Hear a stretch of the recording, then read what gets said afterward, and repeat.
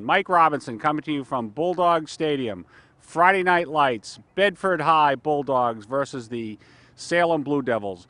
Brought to you by CastleHill Media and Home Run Pizza, the best Italian-style pizza in the Manchester-Bedford area. 241 Candia Road, Manchester, New Hampshire.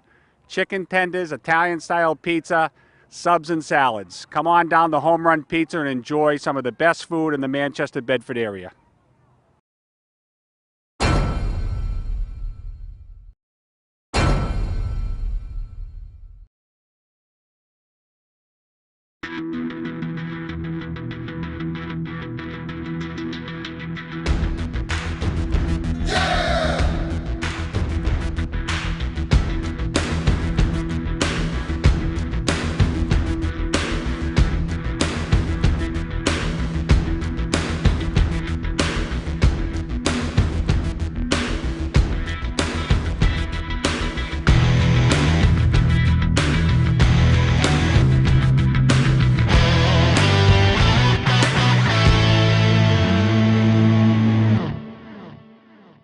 From the Salem Blue Devils, Coach, welcome to Bedford. Thank you very much. Tell us about your 2013 Salem Blue Devil football team. Well, we got a great bunch of guys. They're working really hard. You know, we haven't gotten the win column yet, but hopefully that'll be coming soon. And you know, we're young, but the kids they've really come together and they're working hard. So it's been an enjoyable experience so far. Coach, what's your background with football? This is my 4th season coaching at Salem. Prior to that, I coached in Haverhill, Mass. For 7 years, and I played football right down the road here at St. Ace in college. So, Nice. So you knew Coach Trisciani? Yes, I did. He actually wasn't there when I was there. He came just after me, but I do know him. I've met him. Great guy. He coached 2 of my kids in youth football, and when you coached under a coach under Trisciani, you were coaching under a true coach, and so sure. A great guy. Yeah, yes. So tell us about the key players we should be looking for on the Salem side. Well, we got a few. You know, Jason Martinez is probably our leading rusher so far. He wears number 5. He's a really good running back, and John Serentani is our quarterback. He's done a great job directing the offense. Defensively, Zach Lupaca is our middle linebacker, wears 42. He plays all over the field, so keep an eye out for him. Any injuries that you guys are suffering through the first 3 games? No, we've been remarkably healthy through that. We've been lucky, so hope it stays through tonight. And type of offense we should expect to see from Salem?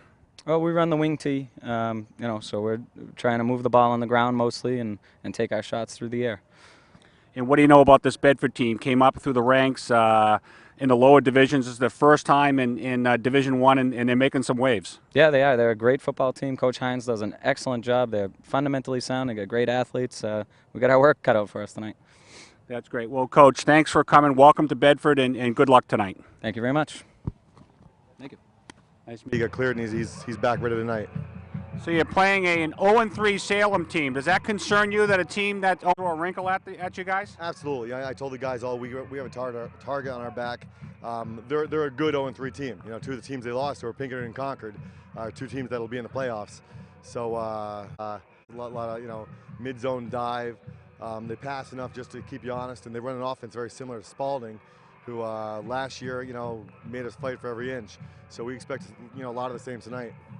I remember in the preseason you said you didn't want to get beat by the big play, but you almost got beat last week on a halfback pass. Talk to us about that. It's just undisciplined. You know, our players kind of got caught sleeping. They got caught sleeping. We got lucky, and I hate that word luck, but we preach to them all the time. You know, our secondary is run support second, pass first, and you know, once a team does that against us, whether it's successful or not, and someone sees a little chink in our armor, we expect Salem to try something similar to that. Well, it's a great program. They got a lot of history, and I'm sure they're going to bring that and show you what Salem football is all about, and you're going to bring what Bedford's football is all about. So good luck tonight, Coach. Thank you very much. Appreciate it. Nice job. All right, thank you. Ladies and gentlemen, welcome inside the Doghouse tonight here at Bedford High School Stadium. We got a great game for you tonight. It's the 3-0 Bedford Bulldogs versus the 0-3 Salem Blue Knights, and it's Pat Watson and Mike Robinson with you guys here tonight. And we have a Bedford High School marching band on the field ready to do the national anthem very shortly. And Mike Robinson with us tonight. Well, what are some key players here on this Bedford Bulldogs team tonight? First of all, let's welcome back Pat Watson, the longtime play-by-play guy from Bedford High School, who's now went on to started his career at UNH. What's going on with yourself at UNH Pack? Give us a little background. I'm an athletic training major, freshman at UNH. It's going great so far. About a month, 5 weeks into it. It's going great. Had some exams this past week. Lived through the first set of exams. So. Nice, nice. Well, welcome back. You're always welcome here in Bedford, as you know, and great to have you here for this great matchup. Bedford 3-0 versus a real tough Salem 0-3 team, and you never take an 0-3 team lightly. Bedford's got 3 wins, one against Pinkerton, 14-12, a blowout against West, 61-zip, and a 19-0, really closer than the score indicated last week against Londonderry. Some of the players you're going to be looking out for, and we might be interrupted with the national anthem, so if we do, we're going to stop for a second. But obviously, Dan Colella, the quarterback. You're looking at the 2 Valus cousins, Mike and Nick. You're going to hear a kid named Marco Santini get the ball.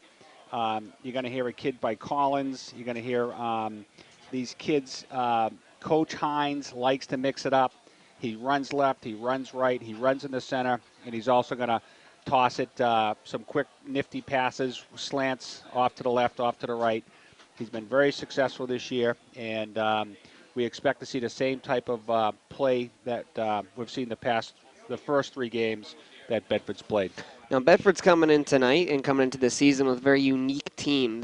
Team has not really played with each other. They're very limited experience because of those 2 championship-bound teams the last 2 previous seasons, and now they move up to Division I, and some questions have come up from spectators and such that, is this team going to be able to get it done? It's been very surprising, this 3-0 team so far. Well, it's a great question because they past couple of years they've been down in the lower divisions. This year they were thrown into Division I. I myself had some questions on whether Bedford was going to be able to play with the big boys week in and week out. You're playing with bigger teams, stronger kids. But Bedford proved right out of the chute against Pinkerton, perennial powerhouse in Division I, that they can play and they belong up here. The blowout against West was like playing a JV team, so we really didn't see much there. But a very impressive win against a good Londonderry team last week.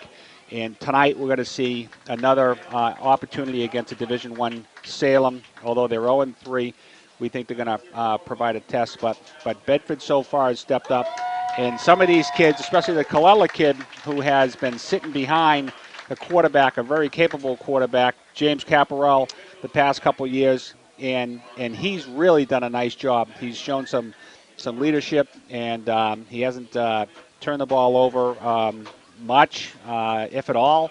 But a gutsy kid, and he'll run and tuck it, and he'll take some hits. So I like that in a kid. So they've stepped up. One thing from a Coach Hines team is the team will never lack intensity and it will never lack in fundamentals. And I know for a fact that these guys have been working on this in practice. Well, so true. Fundamentals, conditioning. These kids are in the weight room. Coach Hines has these kids ready. They have these kids believing in themselves. This is a team that is not surprising too many teams now. 3 games in, these Division I teams that they're facing are looking at a formidable Bedford offense plus a defense. Now remember, they've only let up 12 points so far this year in 3 games. So the defense scoring 98 points, 94 points as well. Correct. So and then of course that all starts with their O-line and D-line. They got some kids there in the linebacker core. You're going to see the name Matt Howe, Tom O'Rourke, Christian Joseph, Trent Fortune, big guys. The captains, of course, Jacob Donahue, Sean Brodeur, Aaron Palis, a kid that I should have mentioned earlier on the offense, and Nick Bayless round out the captains of this team. So, and that's one part of this offense and defense that has a lot of experience down in the trenches is the offensive defensive linemen. They have worked a lot together in the past because before last season they had those guys come up. They had a lot of seniors move out of that position 3 years ago. So they definitely have some improvement up front from last year. No question, and I think that's where this game is won. It's won in the trenches. If you're going to block, it all happens on the line. It happens between the tackles, the center, and the guards. They're going to really open up the running lanes, and they're also going to provide protection for the QB when he drops back to pass. But what you're going to find with Colella, though, is if it does break down, he's had a chance to tuck and run. He's had a chance to use his speed on the ground and get some positive yards. And he's not afraid of chucking the ball down the field either, and he's been successful at that. The other kid I want to talk about is Keelan McCool, 82. He's the senior kicker, 6'4", 175. You're going to watch this kid boot the ball all over the field. He's almost perfect on his point after. He's struggled a little bit on his field goals, but he's not missing by much. He's missing wide right, wide left with plenty of legs. So look for Keelan McCool to boot the ball all over the field tonight. We've seen him in the past. He has a pretty big leg, but he just has to get in between the uprights and no be set. No question. So we see the teams now. Bedford's coming in, and I think the marching band's going to step up, and we're going to have some national anthem.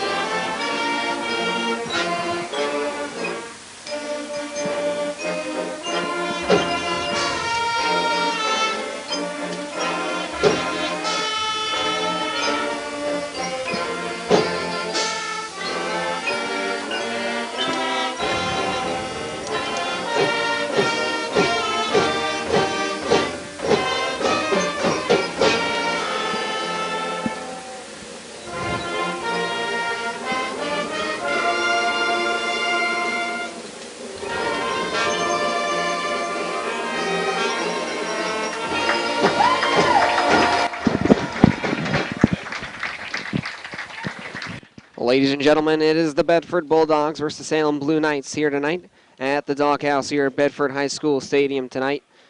And it's a lovely night. Pretty much no clouds up in the skies. The sun starts to set.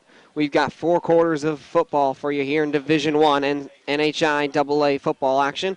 And Keelan McCool set to kick this one off to Salem. And Salem coming in tonight, 0-3 record. Only 9 games in the season. They're in panic mode, I can imagine, on the other side. Well, it's not time to panic yet, but because they got beat by a pretty good Pinkerton team, they got beat by an undefeated Concord team, and they beat up on an okay Memorial team. So, but if they lose this game tonight and drop to 0-4, then panic might be setting in. All right, Bedford ready to kick this one off. We have 12 minutes set on the clock for this first quarter of action. Both teams set with 3 timeouts. And Bedford is ready to kick this one off, moving from a right to left formation. Bedford is in black, Salem is in white, and we are ready to get week 4 underway here in NHIAA play. The kick's going to go all the way down to the 10. Salem's going to receive this one. He's going to head towards the sideline. He's got room to run with, and he's going to get tackled down near the 34-yard line. Nice tackle on Bedford. We're going to watch that on a replay. That was a touchdown-saving tackle. Matt Turgeon in on the tackle for the Bulldogs.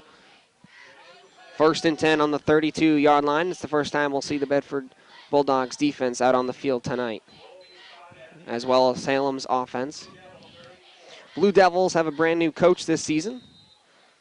Coach Pike on the sidelines calling the plays. 1 wide receiver out to the far side left, sends a man on motion, and there was a fumbled snap. And Salem, I believe. Nope, Bedford recovers the football at their own 30-yard line. And on the first play from scrimmage, Bedford forces a fumble. And Bedford's offense moves that onto the field. Talk about a huge play. First play on defense. Salem coughs the ball up. Now Bedford's coming out to run their offense, which has been pretty formidable so far. Let's see if Salem can stop them.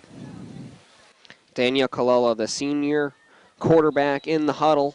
First time in almost 4 years that we've seen a different quarterback in the huddle besides James Caparell. He's now at the University of Rhode Island, as long as down in Rhode Island with Brian Collins. 2 receivers on the far side left, 2 on the near side right. It's going to be a handoff. Actually, it's going to be a play-action pass. Pass goes incomplete to Velas. He's wide open. He could have had some running room if he had got that. A little bit high, but I'm sure they'll work that out. It's very rare to have a senior playing after a senior graduates, and that's what we have here tonight is Daniel Colello, the starting quarterback in the huddle for the Bulldogs. One of the advantages of sitting behind a quarterback like that over the years, he's seen this offense and he knows how to run it. Two receivers to the far side, right one on the near side left. Palace just at the right side of Colella. It's going to be a handoff. Palace works way up to the middle, gets to the first down, and down near the 20. Aaron Palace gets an 11-yard run right off the bat. Talked about that. It's all about the line between the tackles. They're hitting their blocks and making holes. These kids are going to run right through them. Ball spotted on the 20-yard line. It's a 1st and 10. 11:30 remaining in this first quarter. Typical for the Bulldogs is set up in the spread formation, but a different formation coming out on this set as 3 receivers on the far side, right, none on the near side, 1 tight end. It's going to be a handoff to Palace, who pushes the pile forward for a gain of around 5. They're moving that Salem defensive line back and by the yard, so they keep doing that. They're going to score a bunch tonight. 2nd and 6 on the 17-yard line. Full crowd tonight here at the stadium. Great night for football. Snap, looks back, goes across the middle, almost gets picked off. Well, he threw it behind. He had the kid in stride. If he had thrown it over his shoulder into his hands, it would have been a touchdown. He threw it behind him. Luckily, that was not intercepted. Colella 0 for 2 on pass attempts so far tonight. Over through 1 and undercut the second. Bayless on the near side left, and his cousin out to the far side right with Palace to the right side of Colella. And Palace is going to get the handoff. He's going to go to the right, to the left, and a good gain of around 6. He found a hole right before that last tackle and exploded for around 6 yards.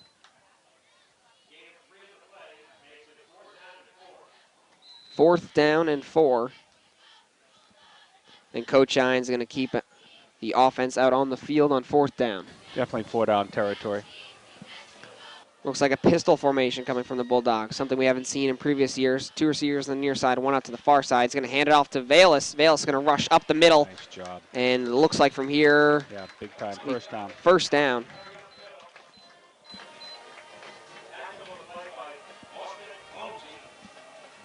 So Bedford converts on their first 4th down chance tonight, and now they're inside the red zone at the 9.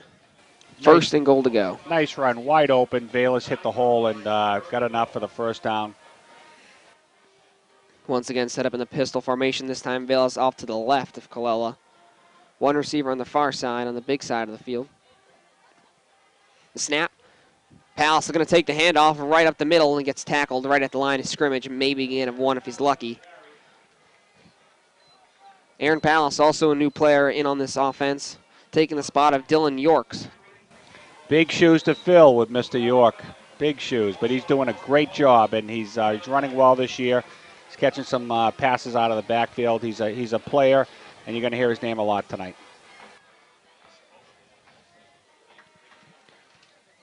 Setting up at the 8-yard line. It's 1st and 8.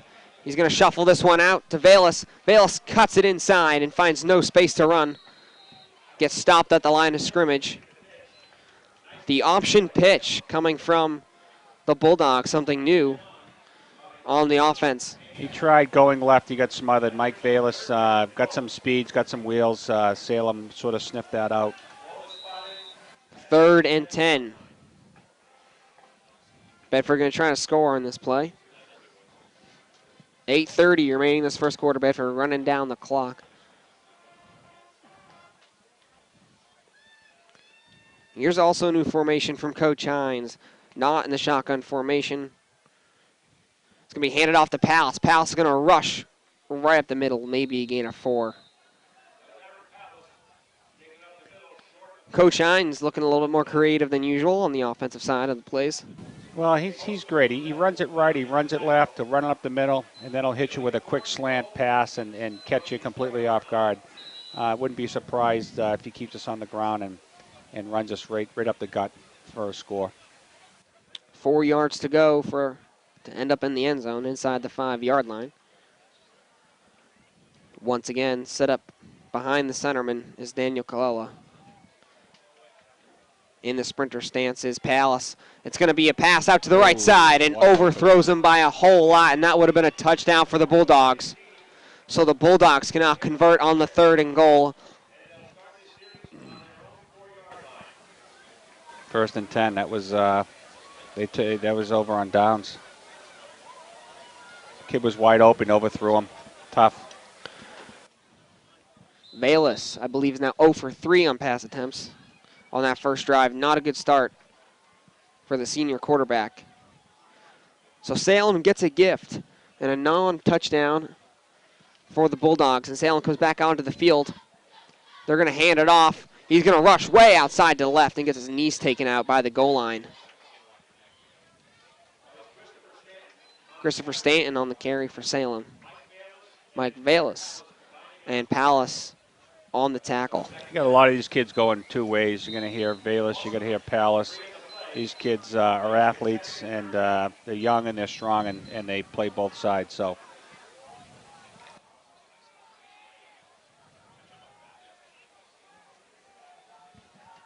Second and 13, a loss of 3 yards on the last play. Once again, set up in the same formation. Trying to rush it up the middle, but the linemen are going to stop him at the line of scrimmage for maybe a gain of 1. Nothing there, maybe 1. I think you're right. Looks like it's going to be 3rd and 11. Salem does a lot of off directions. They're going to fake one, have a kid come back the other way, misdirection plays. It's a deception plays. Almost we've seen that a lot of running teams in high school. A lot of deception.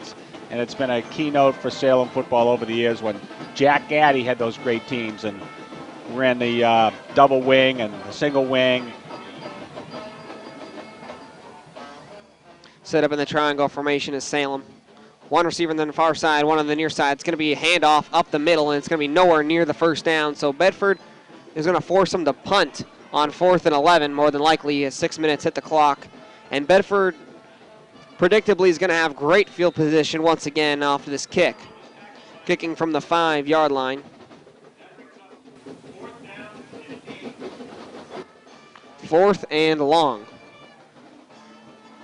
Ball placed down at the 5-yard line, still all tied up at 0 as Salem's punting unit comes out.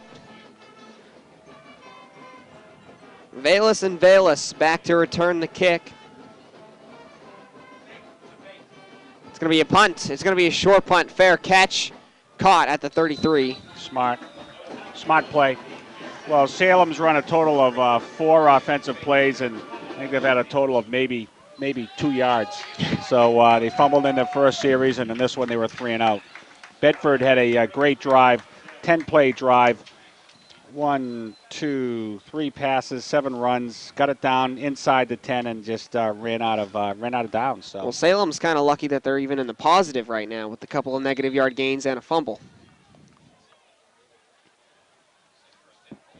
So Bedford's offense comes out for the second time tonight. They were unable to convert on a turnover on last possession there at the 5, and the offense stalled in the red zone. This is going to be a handoff to Palace. He's going to run to the outside, far outside, flag on the field.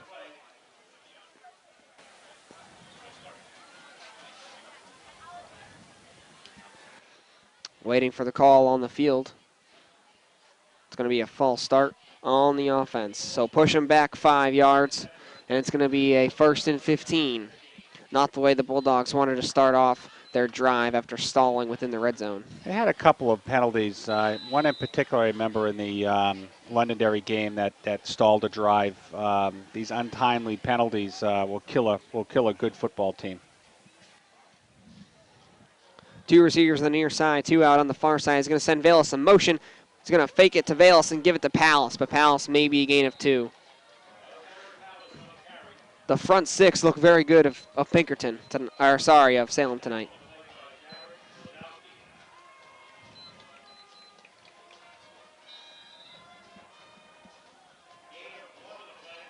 Gain of 1 yard makes it 2nd and 13. 5 minutes to go here in this first quarter. Ball placed down at the 36-yard line. 2 receivers on the far side, 1 on the near side. Palace out to the right side of Colella. The snap It's going to be a fake handoff. Call's going to take it to himself. Beats out 2 men and then gets tackled at the line of scrimmage. Able to escape two defensemen, but goes down on the 3rd and maybe a gain of 1. Salem sniffed that out. Bedford's run that effectively against Londonderry and Weston in this year, and I'm sure they saw some game tapes. That's a read by the quarterback, and he's got the decision to hand off or to tuck and run. He did that time, but the end stayed home for Salem, and there was no gain, maybe even a loss. 3rd and 12, ball placed down at the 35-yard line. 2 receivers on the far side, 2 on the near side. Palace off to the left side of Colella in the shotgun. Here comes the rush. Nice it's going to be play. right off to Bayless, and he's going to the, goes down at the 10. Catch and run by Mike Bayless, and all of the linemen didn't even block a single guy, and they just pushed right out to create almost like a delta formation for Bayless. Just plenty of blockers out front. Well, it's sort of like a screen and a slant, and they run them both perfectly, and Bayless came cutting in and grabbed that and went for positive yards. And if it wasn't for that great tackle by, and I'm sure we'll see that in replay with Mike Currier from CastleHill Media doing replay tonight. But that was a great catch. It's going to be a handoff to the running back, and he's going to get a gain around 3 or 4. It's number 24, Michael Collins, the junior 5'10", 165-pound running back for the Bulldogs, in for the time being for Aaron Palace. 3:20 remaining in this first quarter, 3rd and 10 at the 7-yard line. Bedford unable to score a touchdown on their last possession. They stalled within the red zone around the same spot on the field. Looking at 2nd and goal. Looking out to the left. Some pressure from Salem's coming behind Colella. Colella has to dodge outside and goes out of bounds. It was almost a late hit out of bounds. That could have been a flag easily. But it just shows the experience here with Colella, how he didn't panic and he took the ball out of bounds. Nobody was open. He wasn't going to force it. Nice job.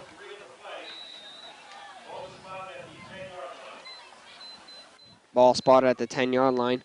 Loss of 3 yards on the play. So Salem picks up their first sack of the game.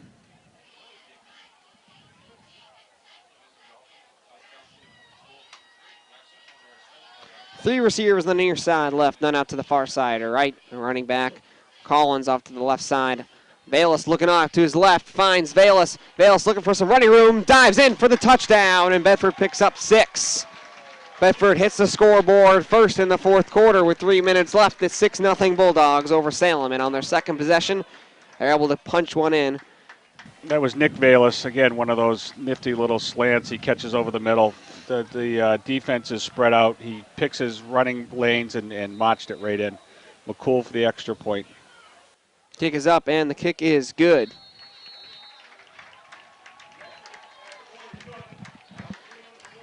Extra point is good by Keelan McCool. With 2:53 left in this first quarter, it's 7-0 Bulldogs, and Salem was going to have to put one back in the end zone. Well, 7 plays. Bedford ran it 4 times. They passed it 3 times, and 2 of those big gainers were the passes, 20-plus yards to Mike Bayless, and then his cousin Nick pass over the middle inside the 10, ran it in for 6. McCool for the extra point, 7-0. Nice drive.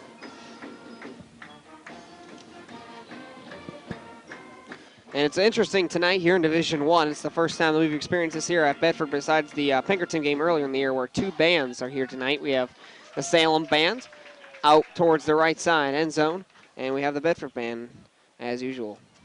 But it's a different atmosphere having 2 bands representing each team here tonight.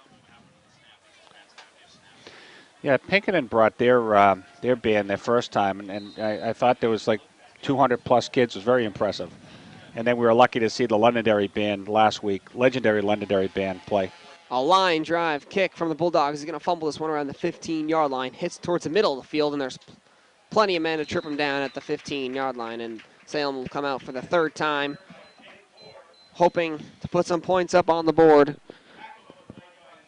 Well, Salem's got a lot of work to do. As I said earlier, they've had 2 possessions, and they've only had 4 offensive plays. They fumbled on their first and 3 and out on their second possession. So Bedford defense is rising to the occasion.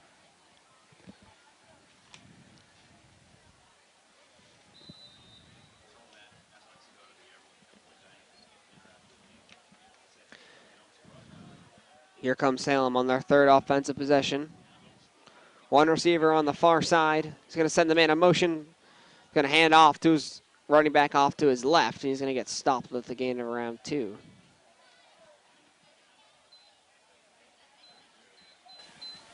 Nothing really there. Douglas Maroon on the carry for Salem.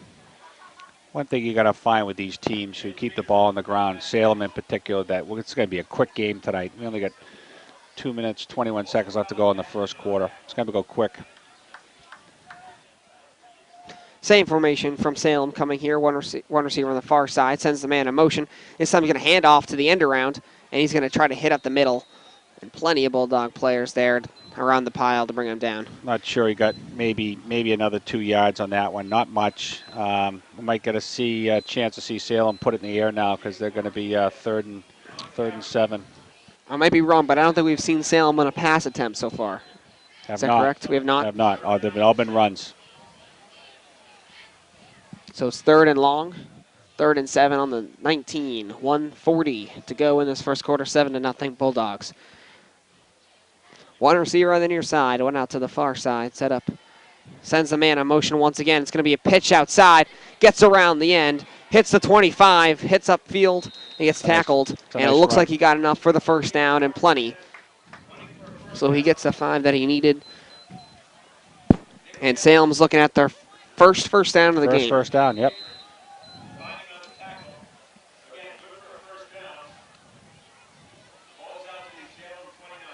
Ball at the 29-yard line of Salem's. 1st and 10. They get outside on that one. They pitch it. Just got around the end and just squeaked through to first down.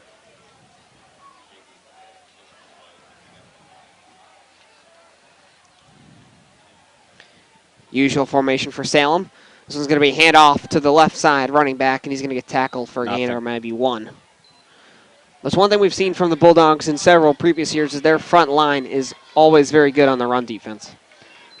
Tell you, Coach Hines and the coaching staff have these kids ready and prepared, and they're tough. They're not. And in the first couple of years, you saw these lines being pushed back. These kids aren't being pushed back now. They're pushing forward.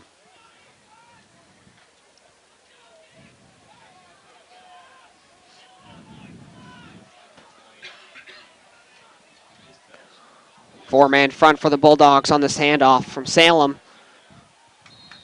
Gain of maybe 4 or 3. Martinez on the carry for Salem. And it looks like that's going to run out the clock here in the first quarter. And there she goes, the end of the first quarter. End of the first quarter, it's 7-0, the Bulldogs after 1. Bulldogs trying to make it a 4-0 record, and so far after 1 quarter, it looks like they're heading in that direction. 7-0 Bulldogs. What did we see after that first quarter from this new offense from the Bulldogs that surprises you, or? No, nothing surprised me. They've done this the first 3 games. They run right, run left. They pop these screens. They pop these slants for positive yards. They should have scored on their first possession. They got inside the 10. They didn't score. Second possession, they pretty much did the same thing and marched down and scored. So this could have been a 14-0 end of the first quarter. But at this point, I'll take 7-0 Bedford as the second quarter is beginning to start. Daniel Colella 0 for 4 on pass attempts so far, I believe. A little disappointing on his end. Hopefully they can get that target in. Well, that's not true. Colella actually has hit 2 passes, 2 screens. Oh, yes. Yeah, one a nifty 20-yarder to Nick Bayless, and then to Mike Bayless, and then Nick Bayless inside the 10 hit another little screen for the touchdown. So he's had to scramble a couple times. I thought he's managing the team well. One time he scrambled, went out of bounds. I don't think it's it's probably 50-50 I've seen between running passes and I think he's done well so far. As we get ready to start this.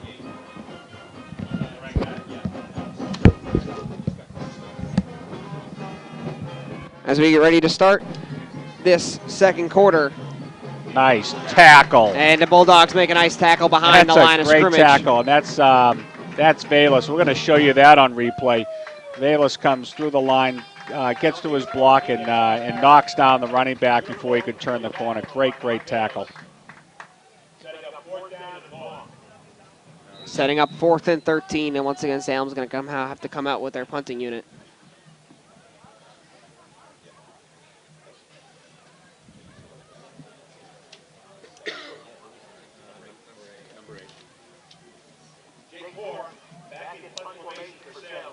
Salem in punting formation as the two Valus cousins are ready to return this one.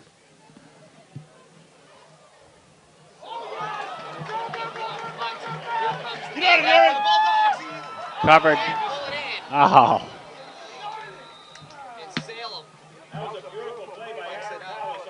Aaron Pallas couldn't return it in the end zone, but it was a good play from Pallas for the safety. That's a safety. Pallas, though, going to lose sleep on that one. He had a touchdown in his hands. An unfortunate occurrence for Aaron Pallas, but the Bulldogs still get 2 points up on the board on the bad snap. Well, sometimes you get a little anxious when you see that pigskin rolling around in the end zone. And you know, they teach you from day one just to fall on it. Don't pick it up. We'll have to look at that replay and see if he tried to pick it up or if he was attempting to fall. Hey, sometimes it squirts out. But listen, I'll take the 2 points, and they're going to have to kick off to us. So we're going to get the ball back. Just review our information. We are filming this game tonight for 2 versions. We have the live version going out right now, and we also have a recorded version with replays and post and pre-game interviews with the coaches on the field. So check that out at bctv.com when you get a chance. It'll be good. Promise you. We got 11:03 on the clock here in the second quarter. It's 9-0 Bulldogs after the safety. Bulldogs are ready to return the punt.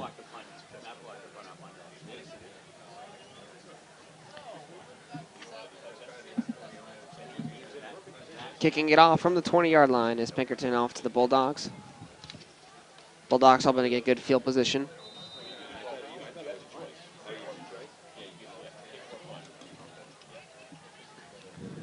It's going to be a squib kick, and the Bedford's going to fall right on top of it at the 45.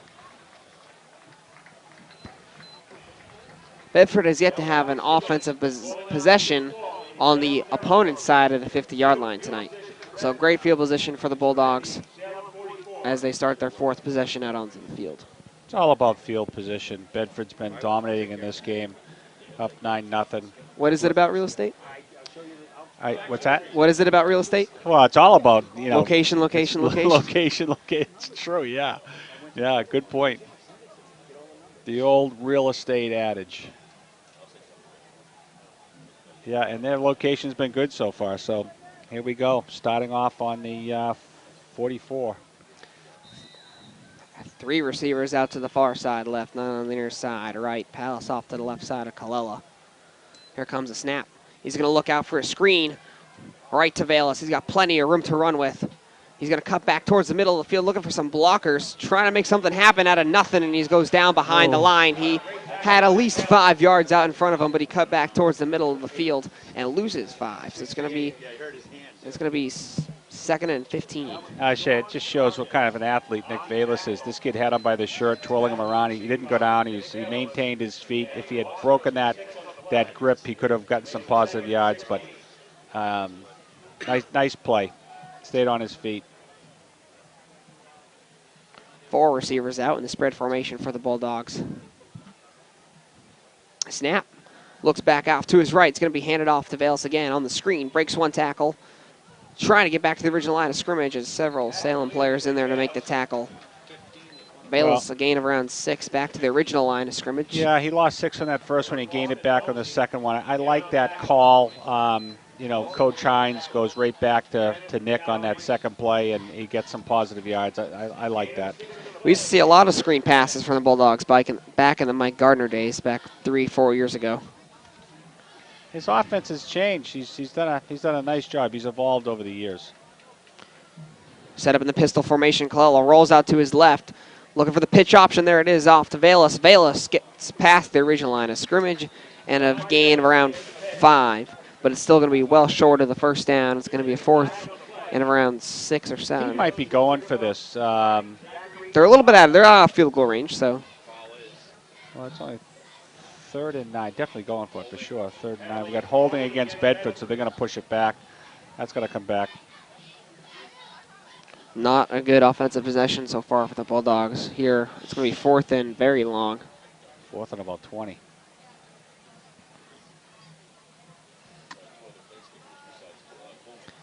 Colella and Coach Hines talking it over on the sideline.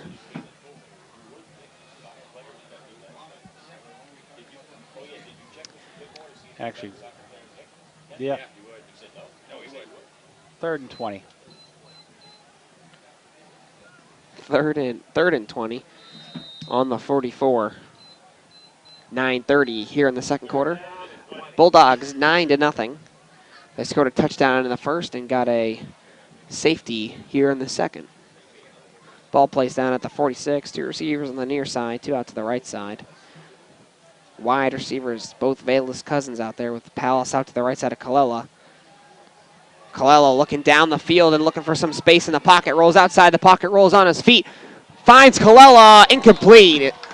It looked good from up here, folks, but referees rule and they call it out of bounds. Try to get his feet in there. Not by much, but that was a great effort. We're going to show you that on replay, and I'd love to see a sideline shot of that because he didn't miss it by much. In high school, you only need to get 1 foot down in bounds, just like in college. So his foot must have been just barely in the white. Keelan McCool in the punting formation for the Bulldogs. Good snap. Kick underway. There is a flag out on the field. It's going to bounce in Bedford's favor. All the way down to the 15, but let's see what this flag's all about.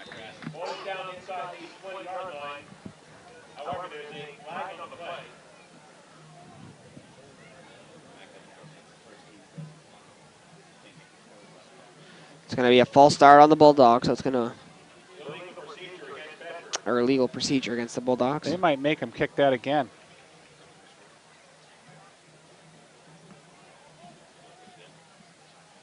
Matter of fact, I'm sure they are. And why not? It's a nice punt by Keelan and a great bounce, but you know those penalties to make him do it again. Let's see if he can match that. It was a wonderful punt. He punted it around the 35, and it ended up near the opponent's 15. So it's hard to find good kickers and good punters in high school football, and the Bulldogs have a good one here.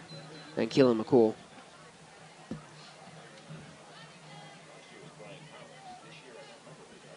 Good snap. Punt off. It's another line drive kick, just short. Oh, bounces off one of the Salem players, and the Bulldogs retain the football. Well, on the fumble. Well, sometimes He didn't see it. Right off the calf. He definitely hit him. He's talking. These guys are getting together. I'm sure somebody's got eyes on that. That definitely hit a Salem player. Without a doubt. He just marked it. That's going to be Bedford's ball, no question. Bedford capitalizes on the second miscue on Salem tonight. And Bedford's offense right back out there. Make it a first down. 1st and 10 at the 30. Offense on the field for most of this second quarter. Only 9 points to show for. Sends Velas in motion. Handoff to Velas. He's going to bump out to the right side. Salem player's there to beat, and he does so. Cuts back towards the middle of the field, and a good athletic play to gain around 6 or 5.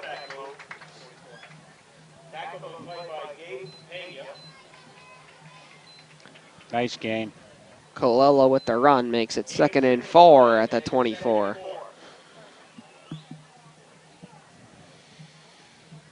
I'll tell you, this Salem defense is going to be tired. They've been out there a long time. It's Bedford's 5th possession.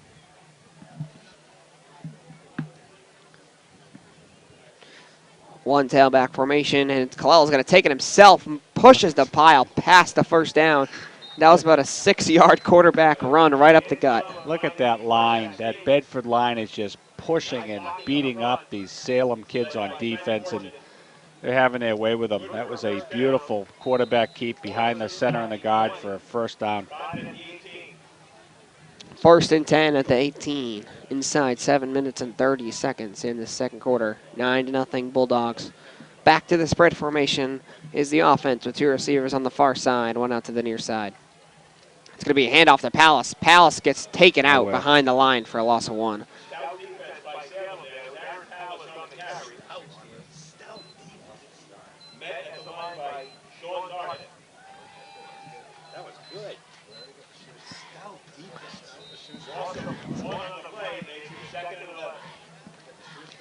Second and 11 at the 19.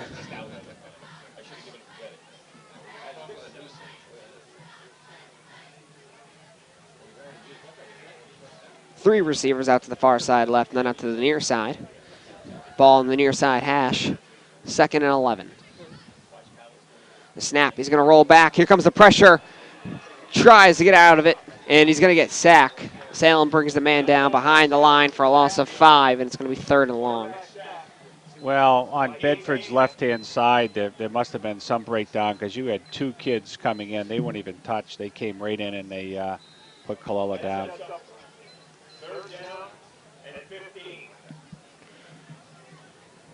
3rd and 15. Ball on 24. Still in moderate field goal range. 4 receivers out there, 2 on the far, 2 on the left. Looks back, looks for a man open down the field. The seam, he gets it. Nice. Bayless into the end zone for a touchdown. 24 yards for the score. Go the Bulldogs. Kalila to Bayless. I'll tell you, that was a great throw and a great catch. We're going to see that on replay. Over the middle. Took it, dove into the end zone. Bayless, touchdown. Beautiful play, beautiful pass. Great protection. McCool on the extra point. The kick is up, and it is through the uprights to make it 16-0 Bulldogs in the second quarter. Salem with a big goose egg on the scoreboard as we hit the 6-minute mark in the second quarter. Bulldogs with a touchdown, a safety, and another touchdown as the Cousins, the Bayless Cousins, with a pair of touchdowns. Bedford ran 5 plays on that series, 4 of them for runs, and 1 was for a pass, and the pass was a touchdown. It was a great play, and Bedford's having their way with this Salem, this 0-3 Salem, and we can see why they're 0-3 right now. They're not showing us much offensively, defensively. They're making mistakes on special teams. Bedford's capitalizing. They're doing a great job.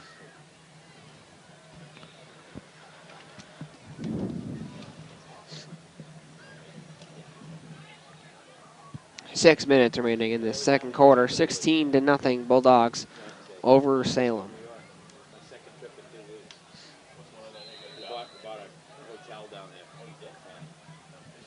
Here comes the kick from McCool. Nice high, far kick from McCool around the 10-yard line. Salem back to return this one. He's got running room on the near side. He's going to turn the corner and steps out of bounds. Derek Stank doesn't like the late hit from Salem player. That was a great run by Martinez. Martinez is, according to the coach and in our pregame interview, he was the kid that's going to be all over this field, and you can see what type of an athlete he is. Avoiding tackles, made a nice run. We've seen him do that twice now. Very good return athlete.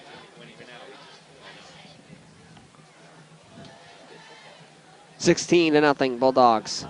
On defense now. 4 men up front for the Bulldogs. The snap is going to be rolled outside to the far side right. Looking for a man way down the end to the end. Brings in the reception at the 40, and it's going to be a big 20-yard gain for Salem on one of their first pass attempts of the game. And we finally got to see the Salem's quarterback's arm. An impressive arm at that for the first pass. Matter of fact, it was their first pass attempt, and it was 20 yards. It was a nice rollout by the quarterback, went right. And a single coverage out there hit his guy. So nice play, nice connection. First down. Let's see if Salem sticks to the air. Nope, it's going to be a pitch out to the right. Gets taken out by the knees. That's Palace in on the tackle behind the line. Loss of 6. Great tackle on Palace. He stayed home. You're keying on this kid, Martinez. You're trying to look for this kid getting a touch almost every other play, and if you key on this guy, you can make the plays. And great tackle. Great open field tackle. Aaron Palace is the player that this coaching staff for the Bulldogs are hoping excels this year. We've seen him in previous years, but it's his time to shine. This is going to be an end around. Salem going opposite ways. And inside reverse. And it's going to be around 6-7 yard gain. He passed it back to the man that came in around. And goes right up the gut. Martinez again. This is their stud. This is their go-to guy, and they're seeing why, because he's a great athlete. He's quick. He hits the holes, and he's got positive yards. 3rd down and 4. Salem looking to pick up their first down of the night. One receiver out to the far side, one out to the near side, sends a man in motion, drops the snap, passes it back out. Big loss of yardage and a killer for momentum for the Salem's offense. Had something cooking, but it's going to push them way back, and it's going to be 4th and 15. Salem running back did a wise thing. He didn't try picking it up. He just fell on it. He knew he was going to get a loss. He did. And prevented Bedford from picking that ball up with 3:53 to go. It is 4th down, and Salem will be punting. So once again, Salem 3-4 plays, and they're done. Another 3 and out for Salem. 4th and 13 at the 35. 3:30 remaining in this second quarter. 16-0. The Bulldogs as Salem gets ready to punt this one off. And there's a flag in the backfield of the Bulldogs.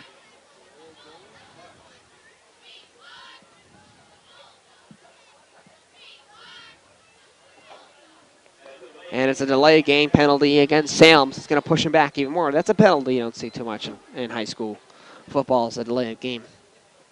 Well, it's funny. I've seen a couple so far this year. I think you find those with the unorganized teams, the teams that are running plays in and out, taking a long time. First time we've seen it tonight. High snap. Gets the punt off. It's a nice line drive punt. Vale's going to let this one bounce. That was smart. That was that was. Did you see that kid go flying? Well, Salem got taken out by the legs. Taken out. Hopefully we can see that one again on replay, because no flag, clean block. Keep your head up in this game. You're going to be buried. That Salem kid was buried. Nice coverage on Bedford. I've seen it a couple of times now on these kickoff returns and on punting attempts and such and such. The Bulldogs, very good in blocking. They've pancaked some Salem kids out there. Watch closely.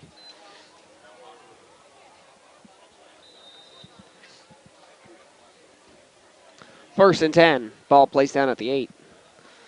Bulldogs working for the first time on their opponent's 50-yard line, or on their own 50-yard line, sorry.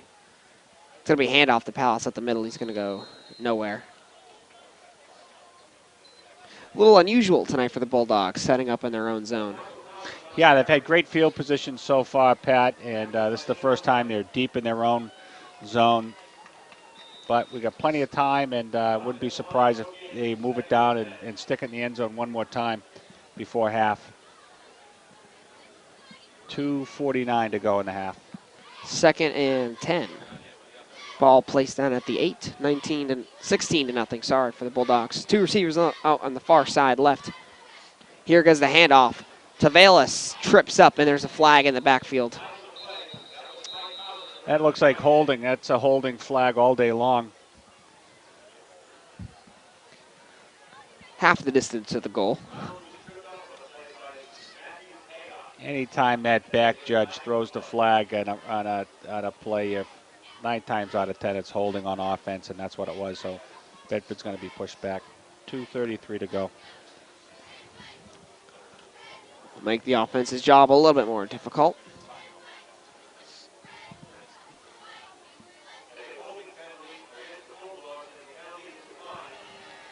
Penalty was declined by Pinkerton. Salem. It happens every now and then. In that same area, I guess. They're not too far from each other. Probably about 8 miles, maybe. Game might end the same way. Oh, I'm sure it's going to. Two receivers on the near side, right, one out to the far side left. Set up in the pistol formation is the Bulldogs, and Colella drops back. Some pressure goes up the seam. Bayless brings it in and hits the first down on 3rd and long. And now he's out towards the 37. Nick Bayless. Nick Bayless, what a pair of hands he's got. Wow, huh? what a great catch, but what a great throw. We're going to see that on replay, and you're going to see Colella fall back. He's got great protection. He just fires it down the seam, and Bayless corrals it in for a first down. Nice pitch and catch. Just inside 2 minutes on the 1st and 10 on the 38. Two receivers on the near side, two out to the far side. Colella drops back, looks towards his right, passes it out to the sideline just to get the pass off. Pass incomplete. Set up the 2nd down. Well, it was a good play by Colella. He was rolling to his right, didn't see anybody open, and threw it away. Smart play, heads-up play for the senior. Brings a lot of wisdom to this position, sitting behind a great quarterback for 2-3 years, and he's not making too many mistakes. He's not forcing the ball, and he's throwing away when he should. Three receivers out to the far side left. Pass out to the left of Colella. Colella drops back, gives off to his tight end, who gets tackled out of bounds near the 45. That's Yeager. Yeager with the reception. Well, timeout for the Bulldogs, their first timeout of the half. 1:37 to go in the clock, and it's 3rd and looks like 4. good timeout by Coach Hines. He's got plenty of time in this clock. He doesn't want to, I'm sure he's telling the kids, don't force it. If we see something, push it down the field, but let's not force it. Let's not get a turnover here with 1:37 to go on their 45-yard line. That's one thing you don't want to do is give a team like Salem, who's really been down all first half, any chance to recover and put some points on the board before halftime. So I'm sure he's telling the kids to protect the ball and get it done.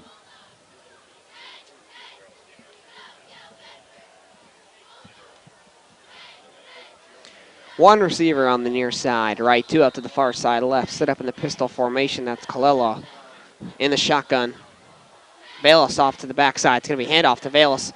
Bayless finds some space, gets across the 50 and the first down, hurdles a man at the 45 and crosses towards the 30.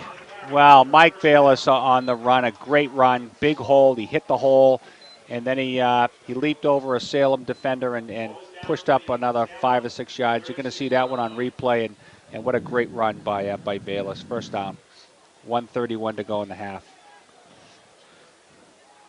High tempo offense for the Bulldogs, set up 4 receivers out there. Spread offense for the Bulldogs as usual. Screen pass, and it's going to be 2 out far in front. Flag out on the play, possible for a late hit. Well, it's roughing the quarterback for sure. This kid came in and laid out Colella, and so that's going to be an automatic first down. That's a 15-yard personal foul, and the one job that this backfield judge has, the guy in the white hat has, is to watch the quarterback. He was watching him the whole way, did a good job. This kid from Salem came in and laid out Colella. That cost him 15 yards and a first down, so pretty dumb mistake on the Salem kids, but Bedford benefits, and 1:27 to go, up 16-0. Bedford on the 21-yard line and moving. Collins off to the left side of Colella. 2 receivers out to the far side, 1 on the near side right. Baylison on the near side. And he's going to get hit hard. Big sack behind the line. Down to the 30. He walked, Salem linebacker walked right into the backfield of the Bulldogs and snagged Colella for a sack. That's their 3rd sack of the game. Continuing with the high tempo offense. 2nd and 16 on the 39 at the 1-minute mark. Steps back, has to roll outside for the pressure. He's got plenty of legs. He's going to take it towards the sidelines and gets to the 10. First down for Colella. 51 seconds remaining in this first half. Well, that was a broken play, but that shows, you're going to see that on replay right now. Broken play, Colella was trying to pass. The line broke down, so the Salem defenders were in the backfield, and he just took off to his left, avoided some defenders, and had a nice little run. Love to see him get down a little sooner than that. You don't want to see your quarterback taking the hits he took, but it is positive gains. He did get a first down. In the future, we hope he takes a knee or does a slide to avoid. He's a senior, you know. Well, senior or not, you're vulnerable out there, and you got a quarterback that's running your offense. He's the show this year. You don't want him going down. But nice run, positive pickup. 51 seconds to go till halftime. 16-zip Bedford.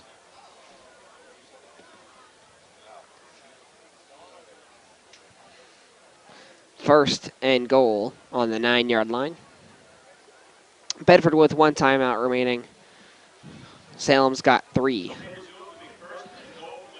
2 receivers out on the far side on the short hash, and 1 receiver out to the near side right. It's going to be a handoff, and he's going nowhere. Drop of maybe 3 yards on the play. And give Salem credit tonight. They've had good rush defense.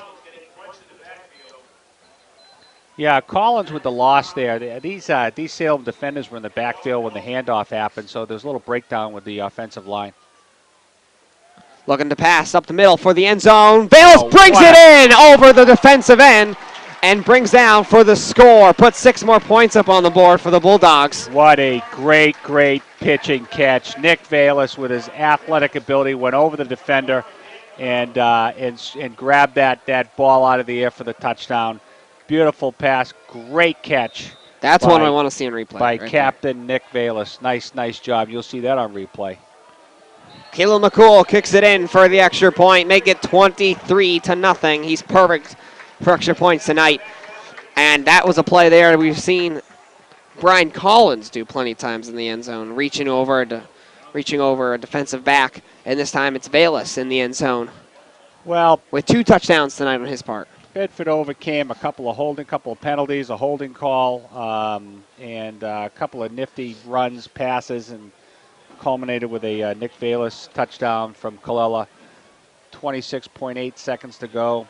Bedford with a 23-zip lead over the soon-to-be 0-4 Salem team. This thing is, I didn't think it was going to be over at half, but it looks like it's going to be. We might see some JVs here before we know it, which would be good. 23-0 score, 26 seconds still left on the clock.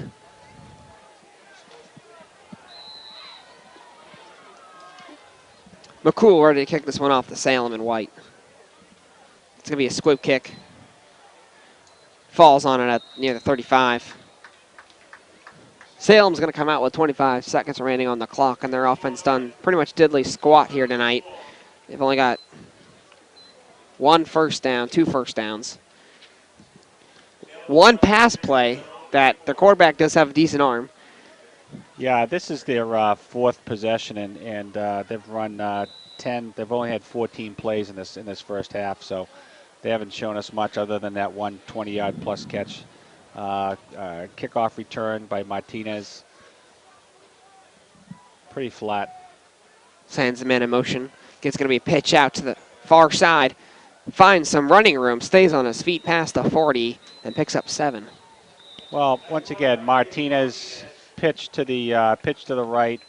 Picked up about 7 yards. He's an athlete. He's a load. You give him an open field, this kid's going to be gone. Bedford's just trying to prevent this kid from putting it in the end zone. 18.3 seconds to go. Good awareness by Marquez as well to run out of bounds. Stop the clock with 18 seconds to go. 2nd and 2, and Salem takes their first timeout. They've got 2 remaining, so it looks like they're going to try to maybe get some kind of points on the board before the half. They're not just going to kill the clock out. No, they're going to. You can't take these timeouts into the second half, so you might as well use them. They're trying to manage the clock here, but there's not a lot. There's nothing here in this 18 seconds to go, unless Bedford gives up the big play, which is very unlikely from what we've seen tonight. They've had a great first half. Defensively, they've played well. Offensively, they're mixing it up. Put up 23 points in the first half. Doing a great job. This Bedford team has proven that they belong in Division I, and they're showing it tonight against what's been a perennial playoff type program down in Salem. These kids aren't pushovers in the past. But Bedford's showing them how to play football up here today in Bedford. Snap, rolls outside to the far side, looking for something down the field. Finds a short, quick pass, and it's going to be enough. I can't tell. I haven't seen a call by, I believe that was that. There's a flag on the play. Yeah, he stepped over the line. I was gonna point that out. I think he definitely passed that one over the line of scrimmage there. Yeah. He almost ran for a first down.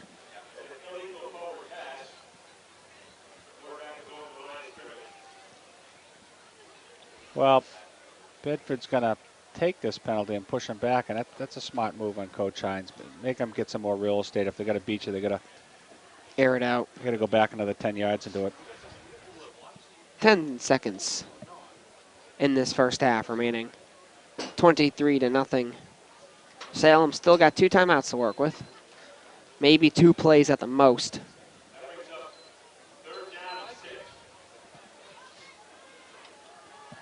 Ball placed at the 38-yard line.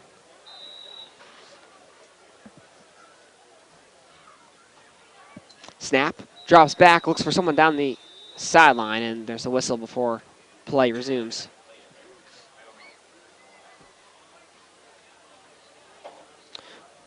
There's no flag on the field that I can tell.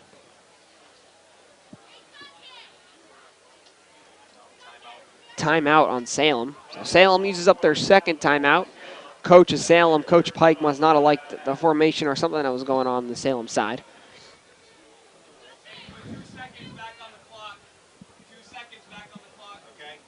They want 2 seconds put back on the clock. I don't think it's going to matter. It'll be just under 11 seconds before the half. 23-zip Bedford.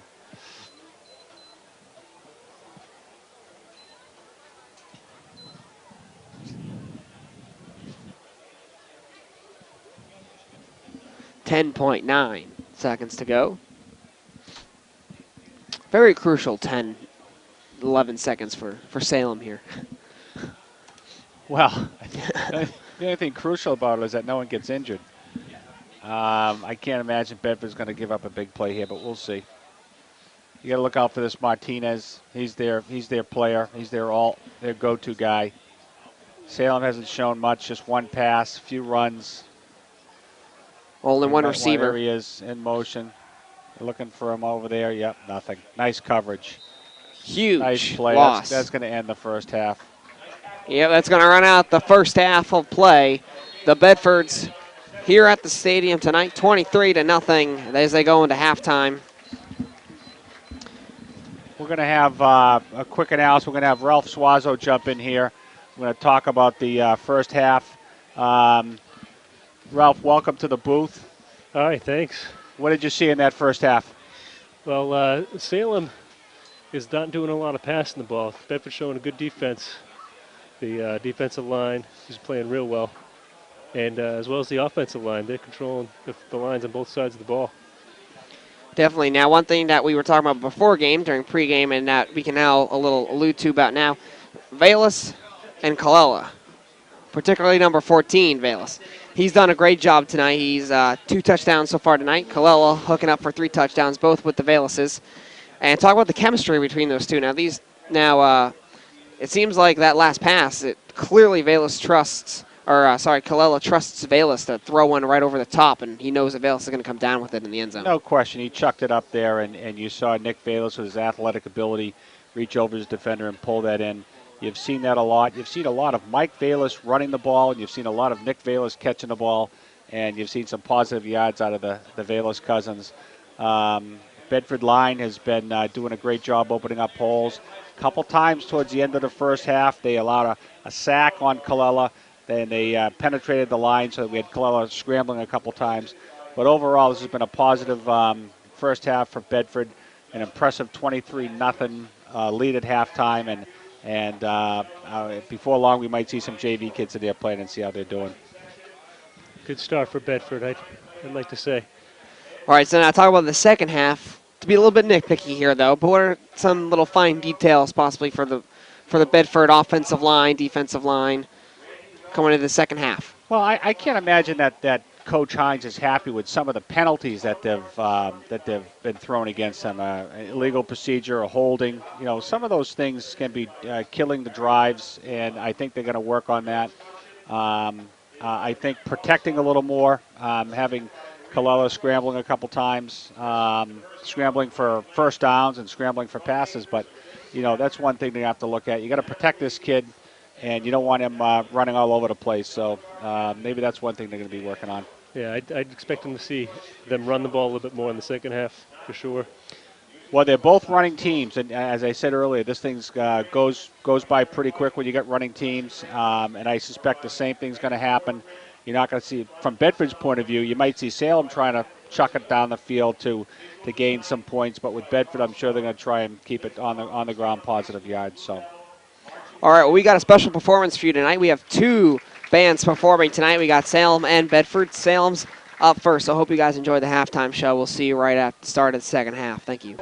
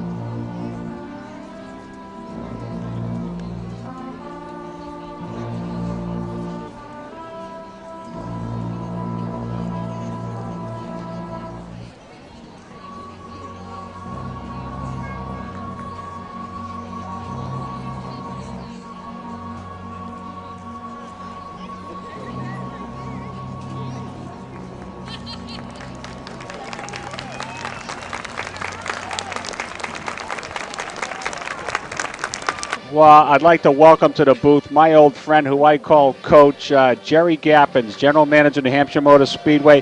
What brings you to Friday Night Football, Coach? Well, I'm a Bedford resident. I have a daughter in the school system, and then I'm an old retired football player from high school, so I enjoy sports, and it's neat to see the kids compete. And it's actually my first trip to Bulldog Stadium and to see the team. And we just got done with our big NASCAR race last weekend, so I had this weekend off and thought I'd check it out. Well, I figured after having two successful races, one in the summer and one now last weekend, the second in the Chase, that you'd be down in the Bahamas somewhere relaxing.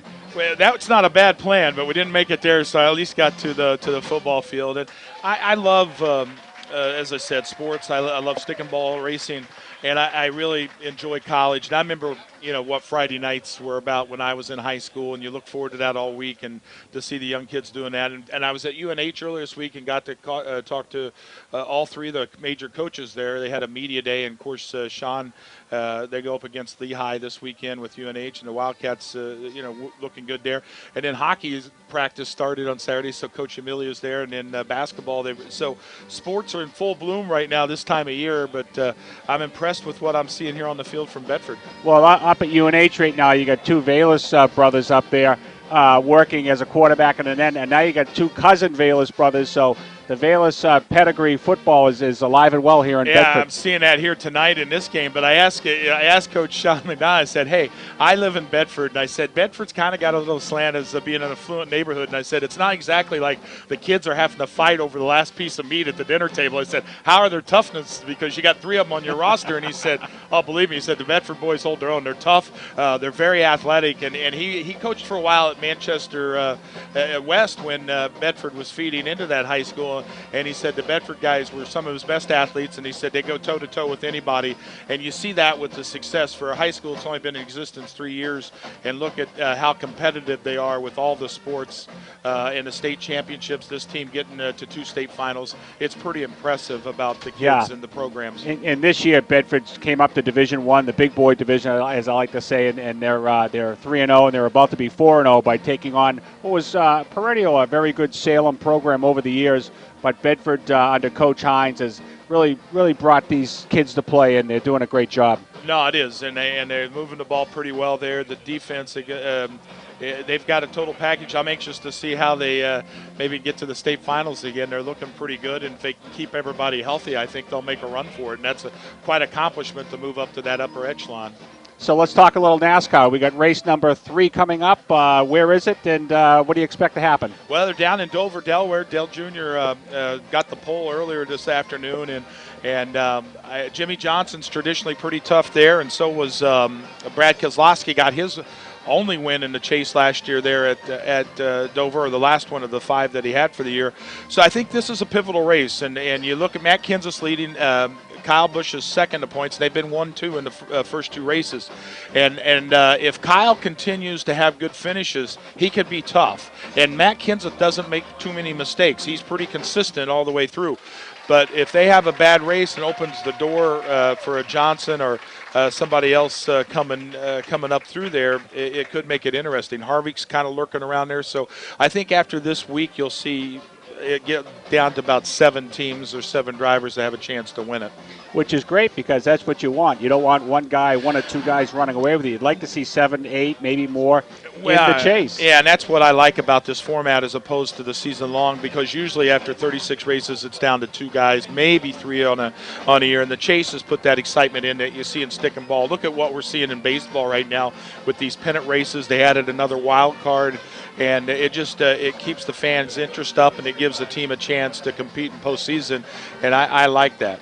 And what exciting things can we see up at the Speedway coming up in the future? Well, the big newsmaker this week is I want to try to explore putting lights up for our July races, and I don't know if we could get it done for 2014, but 2015 we got a new television package with Fox and NBC, and the number one feedback I get from the fans on the July race is that heat. New Englanders don't do well with 90-degree heat and high humidity. Who does? And yeah, exactly. And so we're trying to look at putting lights up, and I tell you, if we did that, it would take that event to a whole new level.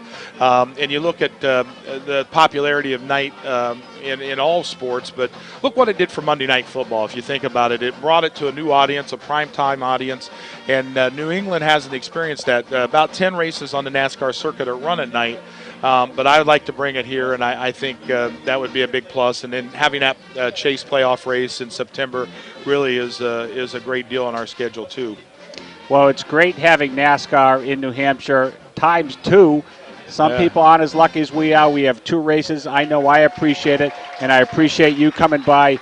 Jerry Gappins, General Manager, New Hampshire Motor Speedway, at Friday Night Football here in Bedford. I love it. I love Friday Night Football. You're doing a good job, Coach Mike, and I'm anxious for the second half here. Good seeing you. Thank you. Thanks for stopping.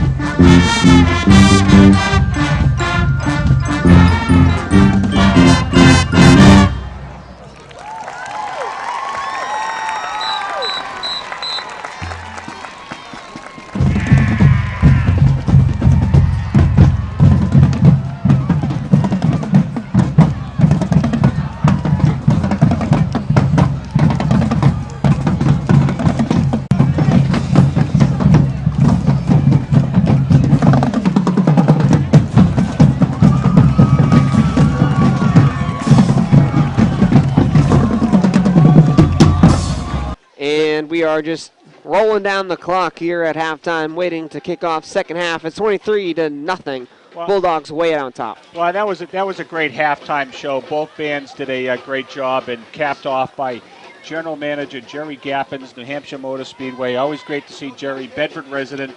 This guy's got a busy schedule. For him to stop into the booth and lend us a little background on NASCAR and this great sport.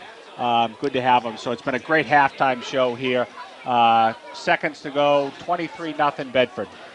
I actually stopped by New Hampshire Motor Speedway for the first time this last spring, and it's a great place. The place is huge. Well, it's ridiculous. It's a great. I've been up there a couple times, courtesy of Jerry.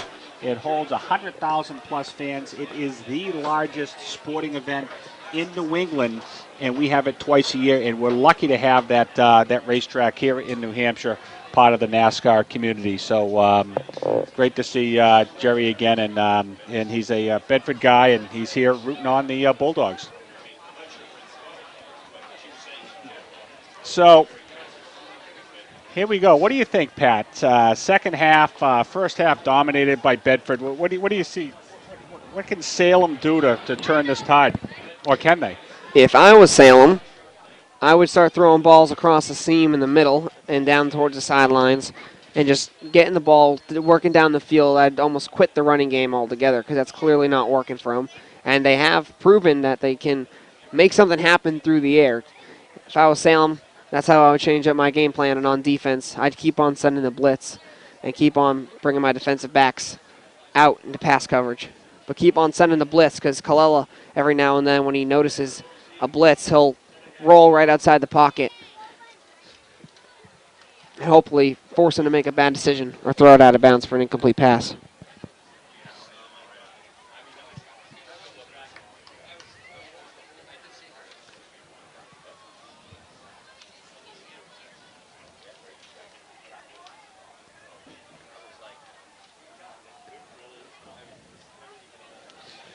As we get ready to start the second half.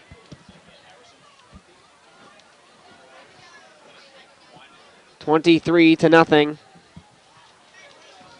Bulldogs ready to return this one to start off the second half of play. Salem on the defense to start the game out, trying to keep Bedford at bay. Here comes the kick.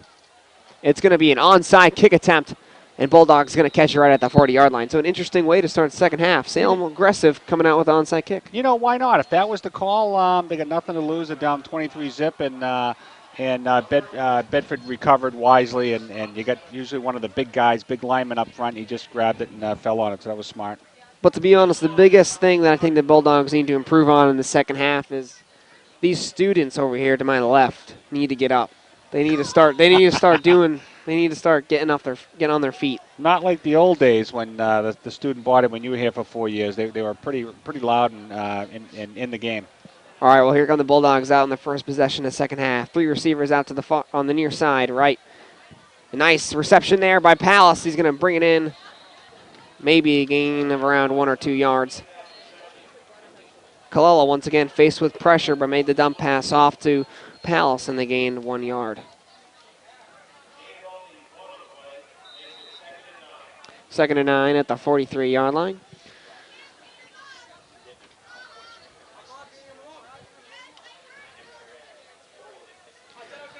Two receivers out to the far side left, two out to the near side. All right, Palace off to the right side of Colella. The snap and foul out on the play. Flag coming from the line judge. It's going to be against Bedford. Could have been some movement. False start on the offense, pushing back 5 yards and make it 2nd and 14 on the 38.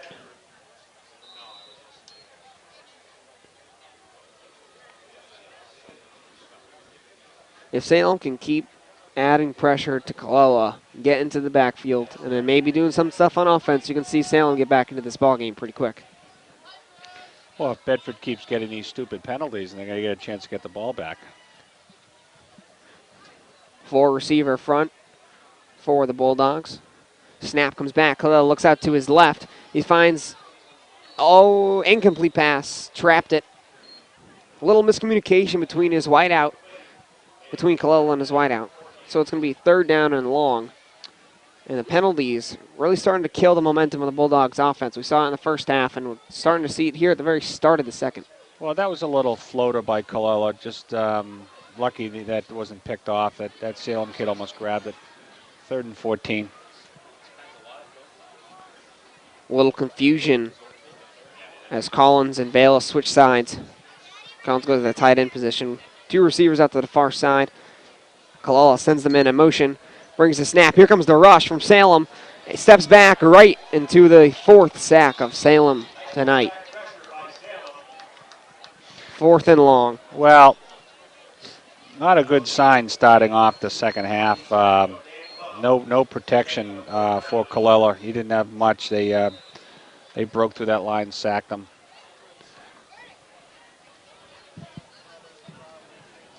Keelan McCool back to punt this one out. 4th and 18. The official marker. It's going to be a nice high kick. Receives it at the 40. Fair catch. So Salem will come out onto offense for the first time in the second half, hoping to climb back into this one. It's a 23-0 ball game. Well, there were 3 plays on that, all passes, incompletes, and a sack and a penalty. So Bedford didn't show us much in that first series. Let's see what Salem's going to do. They're going to set up on the far side hash. Starting at the 39-yard line of Salem, 1 receiver on the near side left. Same formation as usual for Salem. 4-man front for the Bulldogs. It's going to be a handoff out to the far side corner, hits the corner, and pushes the pile to a gain of around 6. So Salem sticking it to the ground on the first play. Well, there's that Martinez kid again. Went right, 5 yards, positive yards. They're going to have to stop him. 2nd and 5 at the 44.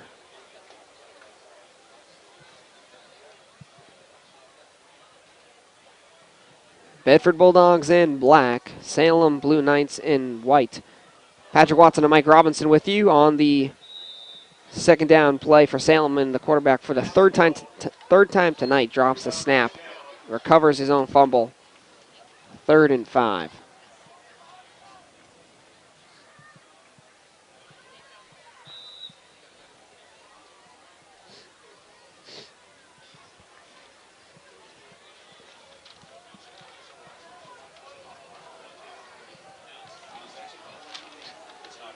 Receiver out to the far side, right for Salem. 4-man front for the Bulldogs. He's going to drop back, look for the man open, gets the first down and crosses the 50-yard line. So another first down for Salem going through the air. Yeah, that was just a quick out. Guy went over 7 yards what he needed. Quick strike by the Salem quarterback and a first down.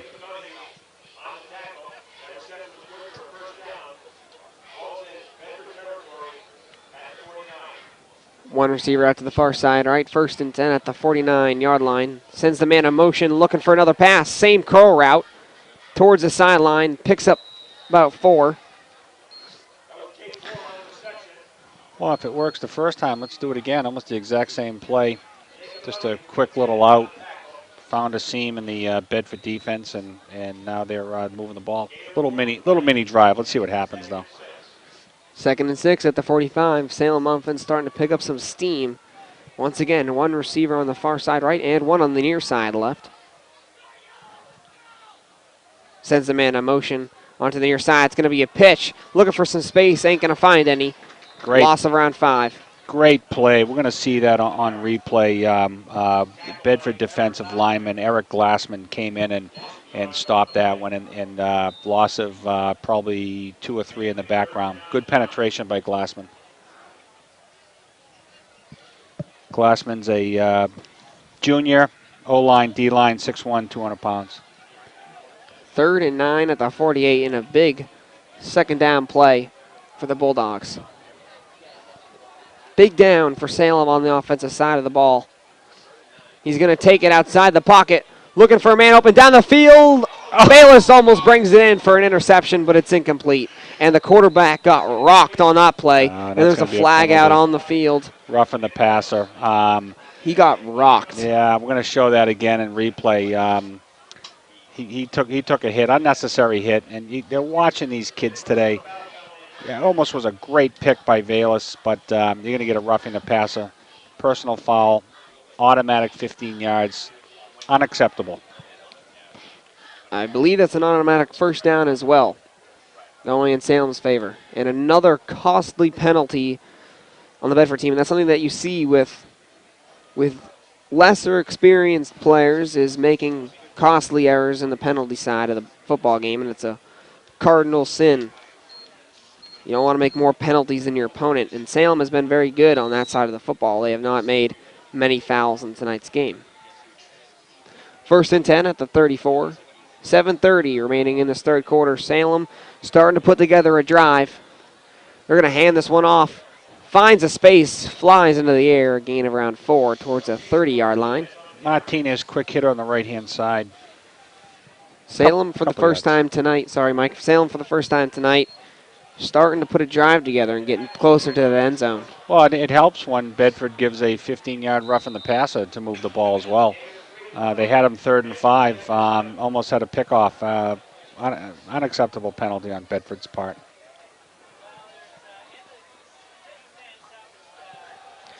Makes the handoff. Not going anywhere in that play, down to the 30. Salem really likes to run it outside the tackles. We haven't seen him run up towards the middle too much tonight. Mike Valus and Matt Howe on the tackle. Nice stop. 3rd and 7, another third down for Salem. Look for them to go through the air on this play. Typical 3rd down and 7. One receiver out to the far side, right? Here comes a snap. He's going to drop back, keep it to himself, rolls back to the outside. He's got room to run. He's going to run with it. Tried to get to the first down marker, but he's going to be just short. And it's going to be 4th and short. So Great run by the Salem quarterback, set up by a pretty decent block on Glassman. Glassman had him in his sights, and the kid from Salem put a hit on him, freed him up. all right, so now we get to see a crucial 4th down play, probably one of the more important plays for Salem tonight. Well, anything inside the 30, you're going to see him go for it. This is 4-down territory, and especially being down 23 zip with 5:41 to go in the third, you know they're going for it.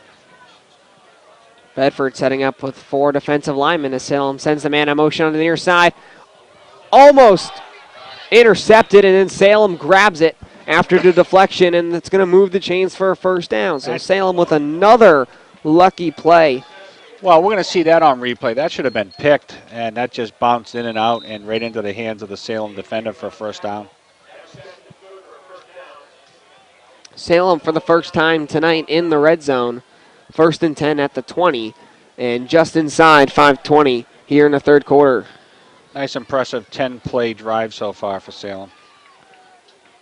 Hands off to the man in motion, cuts to the corner, and gets another 5 yards.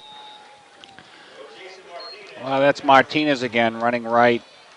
They fake the quick hitter and then hit it to him outside, and you give him a couple steps, he's gonna beat you outside, and he did. Nice run. Salem is just chipping away yards one after one. And now they're at the 14. A drive that started back at their own 40. And it's 2nd and 4 to go with 4:40 to go in this third quarter. Salem trying to get on the board. One receiver on the near side left. Pitches it out to the man in motion. Gets dragged down behind the line. A swarm of Bulldog players there to bring him down for a loss of around 4. It was a great tackle on, I didn't get the kid's number, but he broke through and wrapped him up. Nice play, nice defensive play. Bedford's tightening up a little bit. 4 minutes, 10 seconds to go. 3rd and 8 at the 18. Another 3rd and long. One receiver on the near side left, 2 tight ends for the set for Salem. And it's going to hand off to the running back right up the middle, pushing the pile. It's going to be a close first down, close to the first down marker. It's going to be just short, so it's going to be 4th and it looks like 4th and 2 or 4th and 1. Quick hitter up the middle, positive yards. Bedford now with a must defensive stand here. 4th and 2, 3:30 to go in the third. Crucial play here for Salem inside the red zone. He's going to hand it off to the man that comes around, pushes his legs forward, and it's going to be awfully close to the first down marker. It's going to be up to the ref. This was, if he gets this was on his second and third effort. He got hit once, bounced off, wasn't wrapped up, went by the block, got hit again. They're going to measure this thing. Yeah.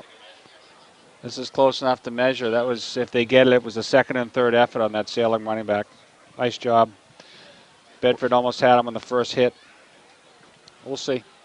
So here comes the chain gang out to measure what's going to be a very close fourth or first down, and it looks like he has the first down. So Salem picks up another first down, and they move inside the 10-yard line, really pinning up the Bedford defense up against the wall for the first time tonight. Nice drive Salem put together. Their first drive in the second half. It's 13 plays, getting it down now inside the Bedford 10. Salem might be putting A and B together at the end of this third quarter. And pretty much for almost the entirety of this quarter, Salem's had possession of the football. Sends the man in motion. He's going to hand off to the man coming end around. He's going to pile his way through inside the 5 to the 3. That's Martinez. And Salem looking at a short second and goal. Ball's down at the 2-yard line, just inside the 3-minute mark. Salem trying to get on the board for the first time tonight. Nifty little run, went right, cut back, saw an opening, and positive yards.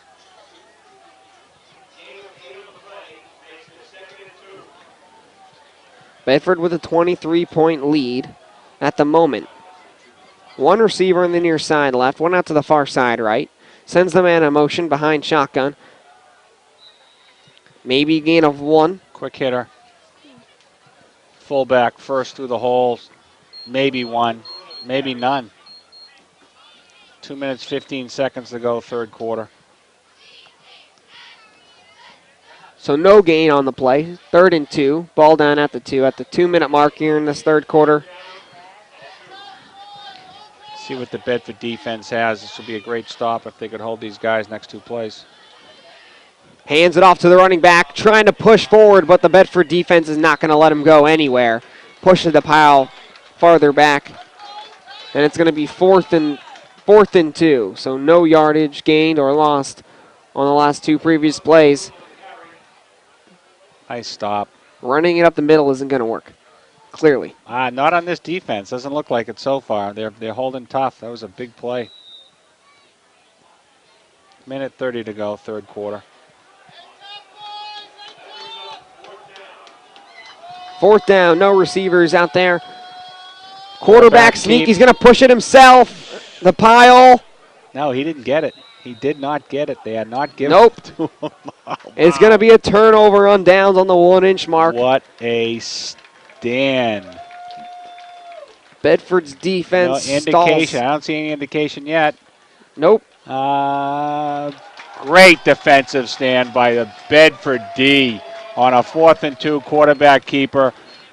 Denies the end zone on a beautiful, this must have been a 17-play drive, starting on their own 39. Good 9-minute drive and ends with a turnover on downs. Bedford's going to get it at the, looks like the 1-yard line. That's a big depressant for the Salem offense. Finally getting down into the red zone, down to the 2-yard line, and couldn't finish it off. And now Colella's going to take it himself up the middle. And the pile stalls, maybe a gain of 1 or 2 on the play. Talk about a defensive stand. You're talking about pure strength in the defense for the Bulldogs on that line. Proven to be strong and not allowing them to get across that goal line. Great play.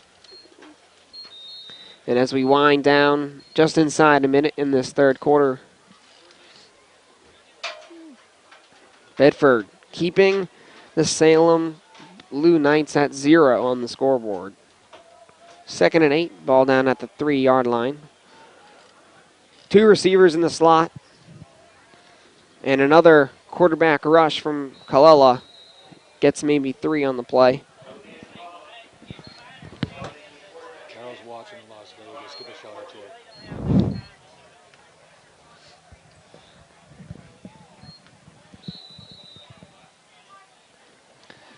Just heard that Carol Currier is watching live out in Las Vegas this broadcast, so we're going to give a shout out to Carol, who's one of our sideline reporters, camera person, personality. She does it all, and we want to say hi to Carol. That ended the third quarter.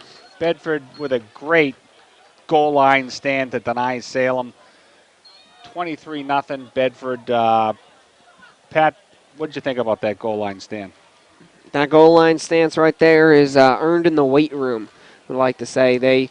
Right in the weight room, that's how you do it. Bedford Bulldogs standing up to the challenge, not letting anything cross that line. They didn't even get, for 3 plays in a row, they didn't even get positive yardage. They stopped them right at the 2-yard line, 3 plays right in a row. And that's where it's done. It's earned in the weight room. And that's one thing that you know, if you ever, you know it probably better than most of us know it up here, interviewing Coach Hines and the rest of the staff. They're pretty well fit themselves. They know how to get it done. Well, great point talking about earning it in the weight room. And that weight room starts January, February, and these kids are doing their off-season weightlifting program. Football games are won and lost in the second half. And Bedford just proved that they, with their strength, second half, goal line stance, denying Salem, maintaining the shutout, and 23-0 lead. So Bedford's going to be 3rd and 6 as the fourth quarter starts. Let's see what happens. Going all the way down to the other end of the field as they switch sides. Patrick Watson and Mike Robinson with you tonight. Bedford with a 23-0 commanding lead as we enter the fourth quarter. Bedford is in black, Salem is in white. Salem, with a loss, will push them to 0-4. Bulldogs on the other end will go to 4-0 and a commanding first place lead in their division. Quick pass out to incomplete. Out to number 9. And it's going to be incomplete. Looking forward now for the Bulldogs on their schedule after this weekend. They go to Goffstown here on October 5th. And that is also homecoming weekend, October 5th, Goffstown High School. Well, Goffstown in the past has been a thorn in Bedford's side, and it would be nice to see Bedford go into Goffstown and to get a W out of it, but that's why they play the game. On the punt, get dragged down to the 35.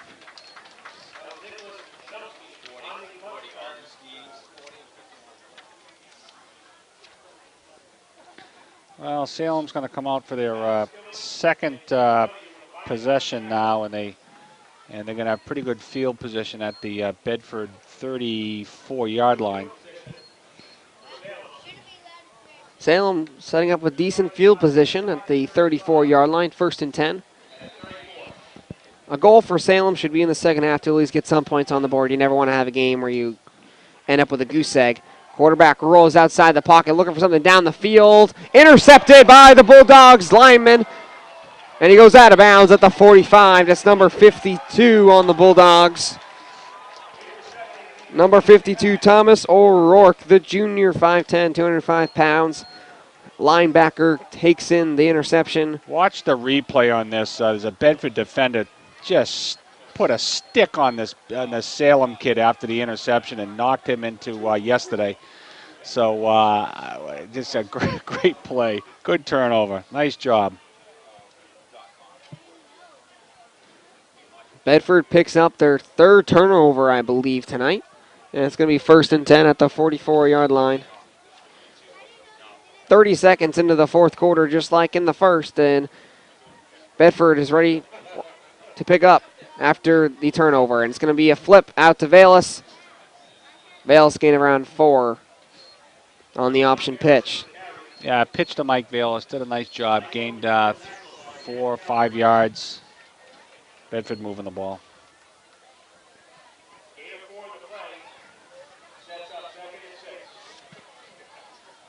Second and 6, ball down at the 49-yard line. 11 minutes to go in this fourth quarter. It's 23-0.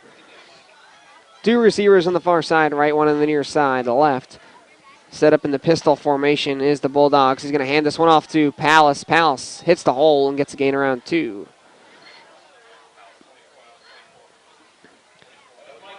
Mike Collins, sorry, on the carry.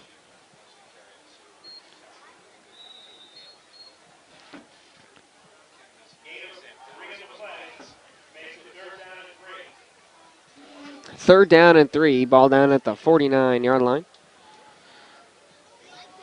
Bedford into Salem territory with 2 receivers on the far side, right, 1 on the near side, left, set up in the pistol formation. Collins off to the left side of Colella. He's going to get the snap, looking out to his left. He's going to go across the middle, can't get it complete. Just over the outstretched arms of number 25, Yeager. There's a flag out on the field. Going to be roughing the passer on Salem. We talked about dumb penalties. That's another dumb penalty. That's a personal foul. It's 15 yards. That's going to give Bedford a automatic first down. Salem shooting themselves in the foot. I think they learned that one from the Bulldogs tonight. They've had one. You're right. Yeah. This lead could possibly double its size if the Bulldogs didn't stall a couple drives with some costly penalties.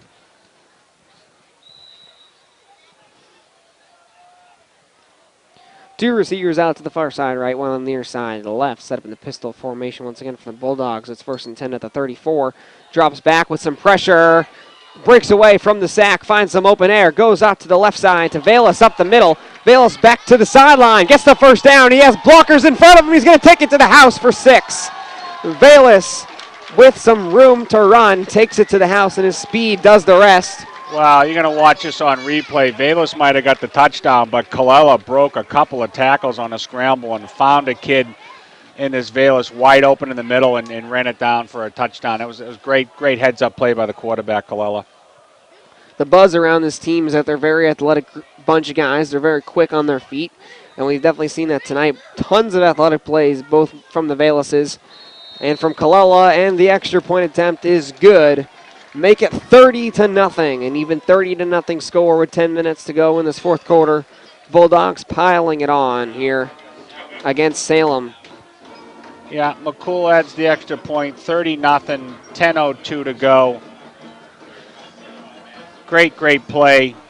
Nice job, Valus with the TD, but Colella with the scramble to make it happen. And Bedford puts 6 more up.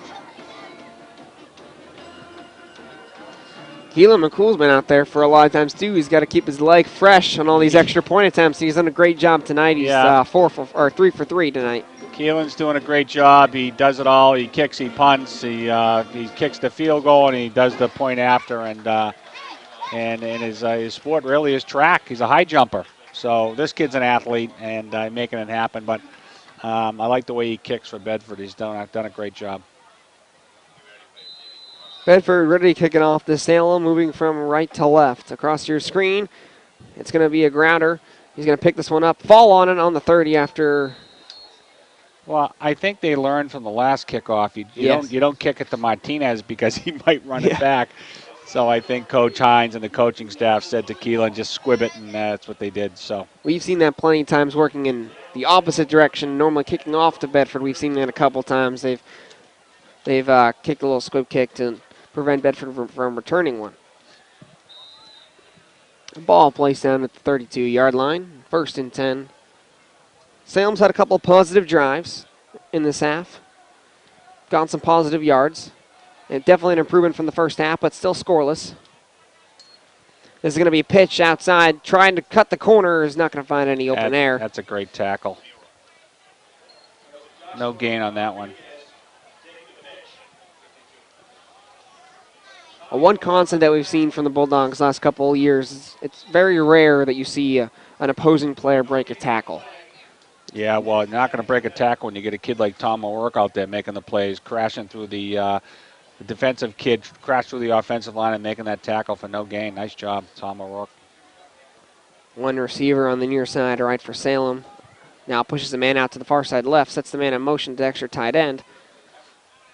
He's going to hand off to the man that comes end around. Palace is right there to tackle him behind the line, or he's going to stay on his feet. Me?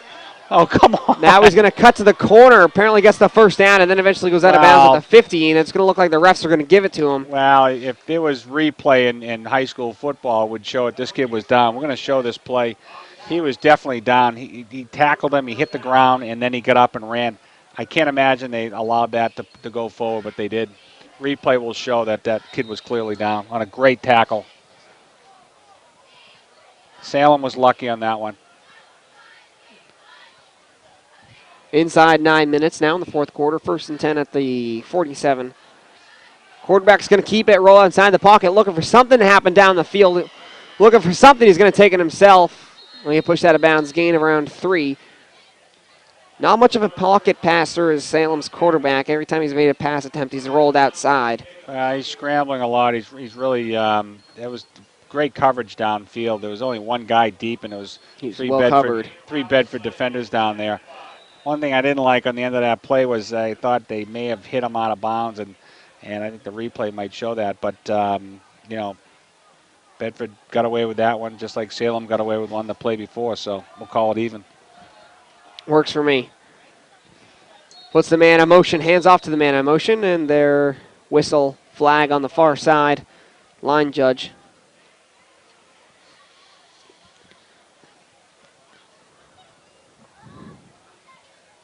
It's going to be a false start against the offense. Pushing back 5 yards, so it's going to be 2nd and 10 approaching.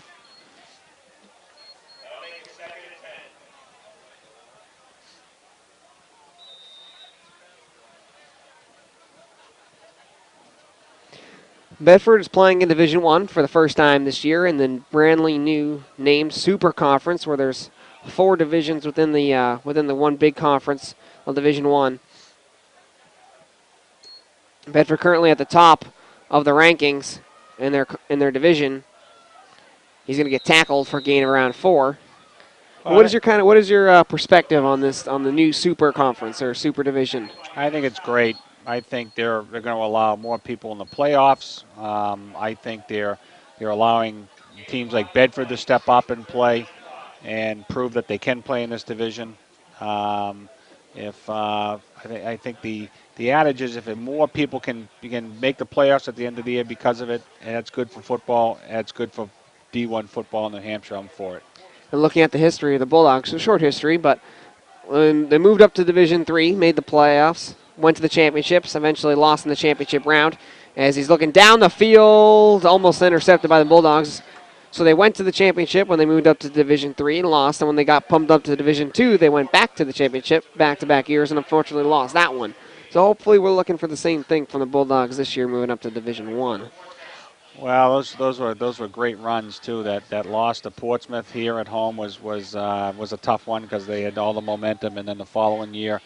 We went out to Winnicott and they lost a really tough one. I thought they could have won that one, but you know, even in losses, you win because you're learning. And this Bedford program has done that because here they are in Division I, about to go 4-0.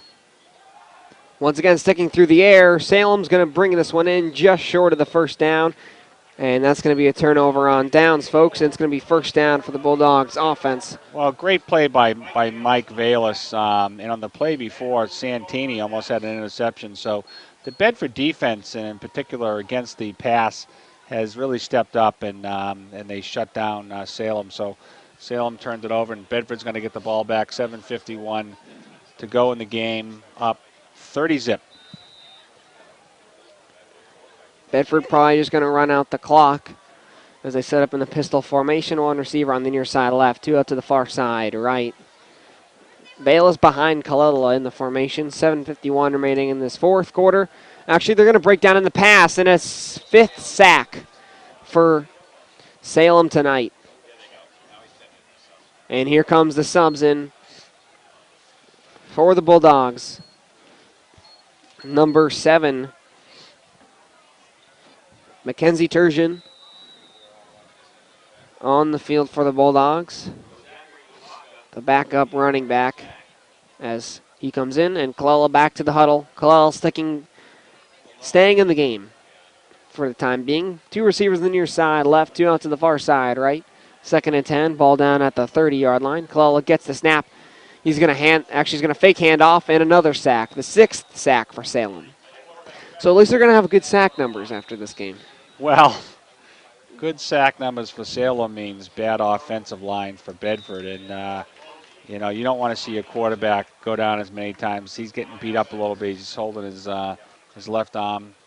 You know, the Bedford line, you know, as much as they've done a great job today pushing around Salem, they've also shown some weakness protecting the quarterback, and that's something I'm sure Coach Hines is going to work on this week before they face in that Goffstown team.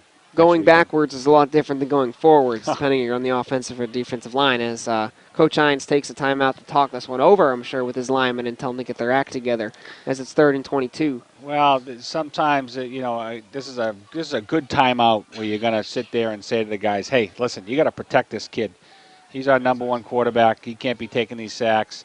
And I'm sure he's telling these linemen to hold your blocks. You're up 30-zip. This game isn't over, and you don't want your quarterback to get out injured. One receiver on the near side left, 2 out to the far side right in the pistol formation. Colella still in there at quarterback for the Bulldogs with 7:02 remaining in this 4th quarter. Bedford used one of their timeouts. Colella's going to roll outside with the option pitch. He's going to keep it himself. Finds open air, breaks the tackle. Goes down hard near the 40-yard line, just short of the first down. It's going to be 4th and probably round 2 or 3. Well, no, it's more than that. That was like 4th and 20. This is going to be like 4th and about 12. It was a nice 10-yard run, but they were 22 yards, 3rd and 22. So it's 4th and 12 now, and you've got. Oh, sorry, I was looking at the wrong marker for a first down. You got McCool going back to punt. Chipped it up and fair catch to the Salem. So that's one thing. I haven't been on the job in a while. So looking at the original line of scrimmage as the first down marker will happen to you.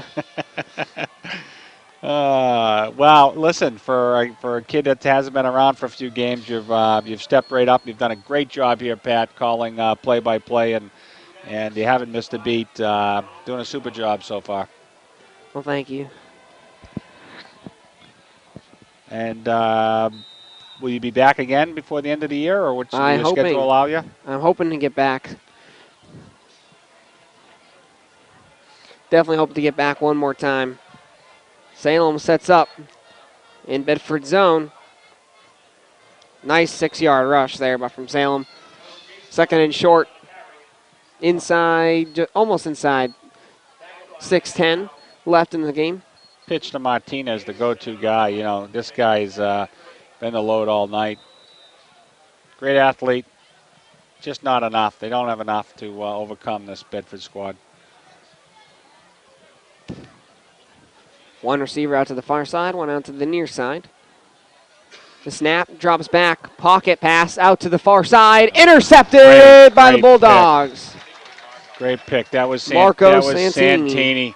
He almost had one in the last series, and he stayed with his runner. You're going to see this on replay, how Marco stays with him stride to stride and just went up and took the ball away. Sometimes it's whoever wants the ball more, and in this case it was Santini who wanted the ball more, the defensive guy, and he picked it. Bedford's got it with 5:48 to go.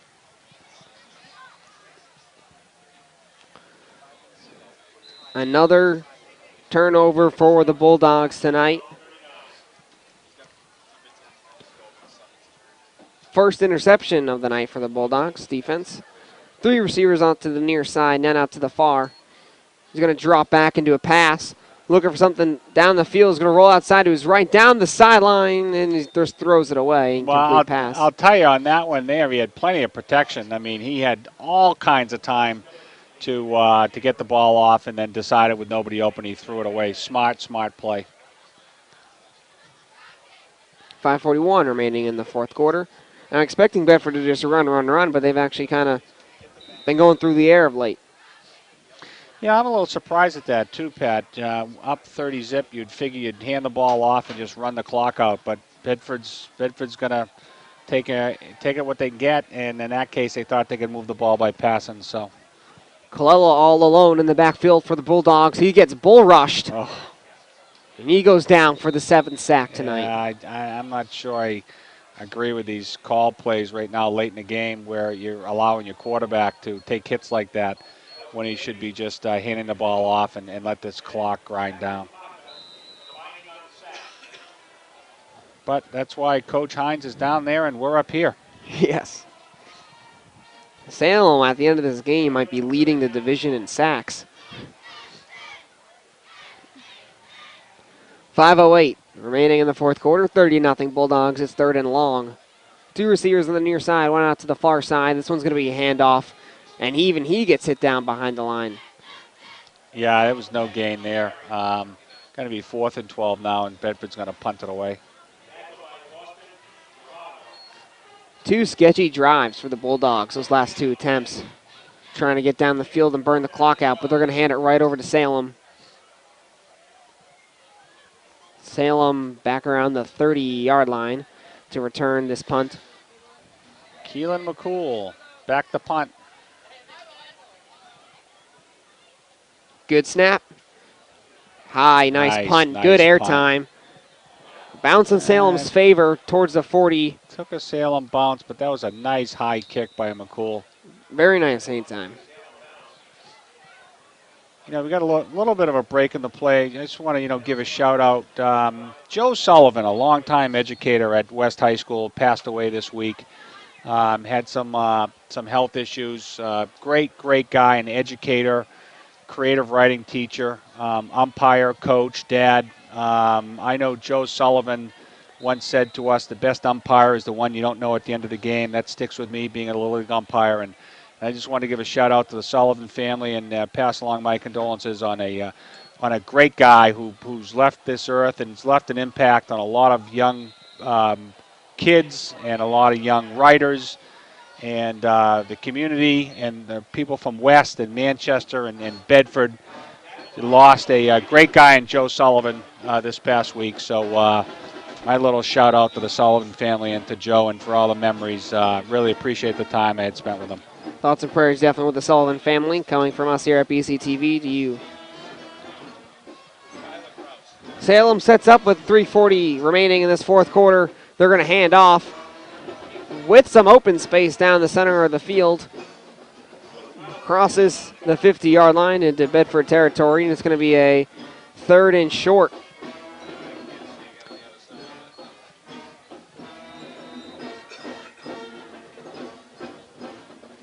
Fans have been kind of quiet tonight. They haven't had really much. Salem fans haven't had really much to cheer for all tonight. 30-0 score. Bulldogs have been on top since the start of this one. He's going to drop back, looking for a pass down the field.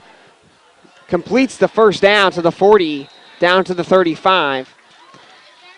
Now, in my opinion, surprising for Salem, the quarterback actually has a pretty good arm. Even on the move, he has a pretty good arm, good accuracy, but we continually see them in the first half, a little bit more in the first half than the second half. They like to run the football a lot. Well, I was trying to go deep on that one and just, once again, deep coverage was blanketed, but he hit a guy, a little short coverage for a first down. It was a nice play. One receiver on the near side, right. Once again, looking for a man down the sideline, picks him up and gets 6 yards. Inside 3 minutes. I'll tell you, that was a great open field tackle by Rain Grant, number 2 from Bedford, with Salem on a nifty 9-yard pass, but an open field tackle, and nice job by Grant. One receiver out to the far side left, sends the man on motion. He's going to give the fake handoff to the man on motion, gives off to the running back, and Bulldogs not fooled by that one. Stuff him behind the line for a loss, and it's going to be 3rd and 4. Well, tried to do a quick hitter up the middle, and that went nowhere. That did not fool the Bedford defensive line. They did a nice job stuffing that.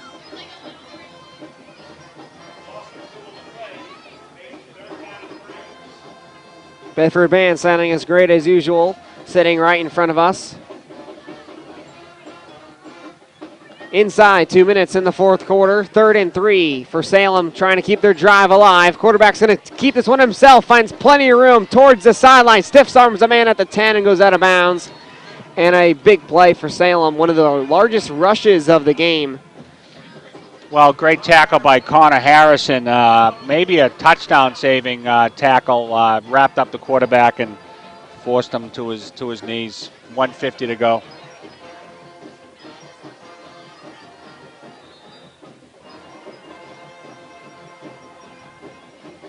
Fourth and 3. Ball down at the 10. Snap, handoff.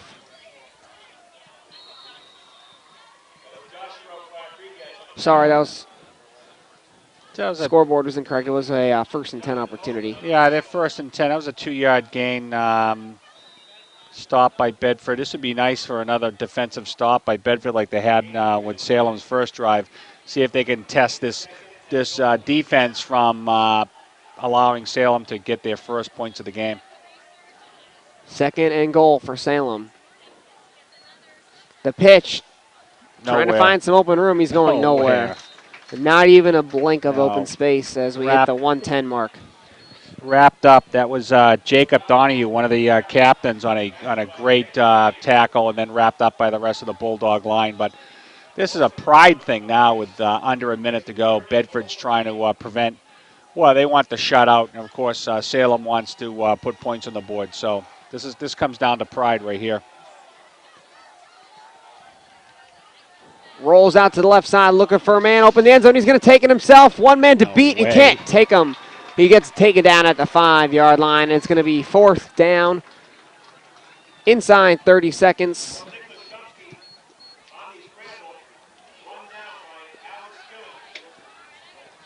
Inside 25 seconds. Fourth and goal. Great tackle. An important play for Salem, trying to get some points on the board. They're going to let the clock just run out. Possibly the last play of the game. Puts it up.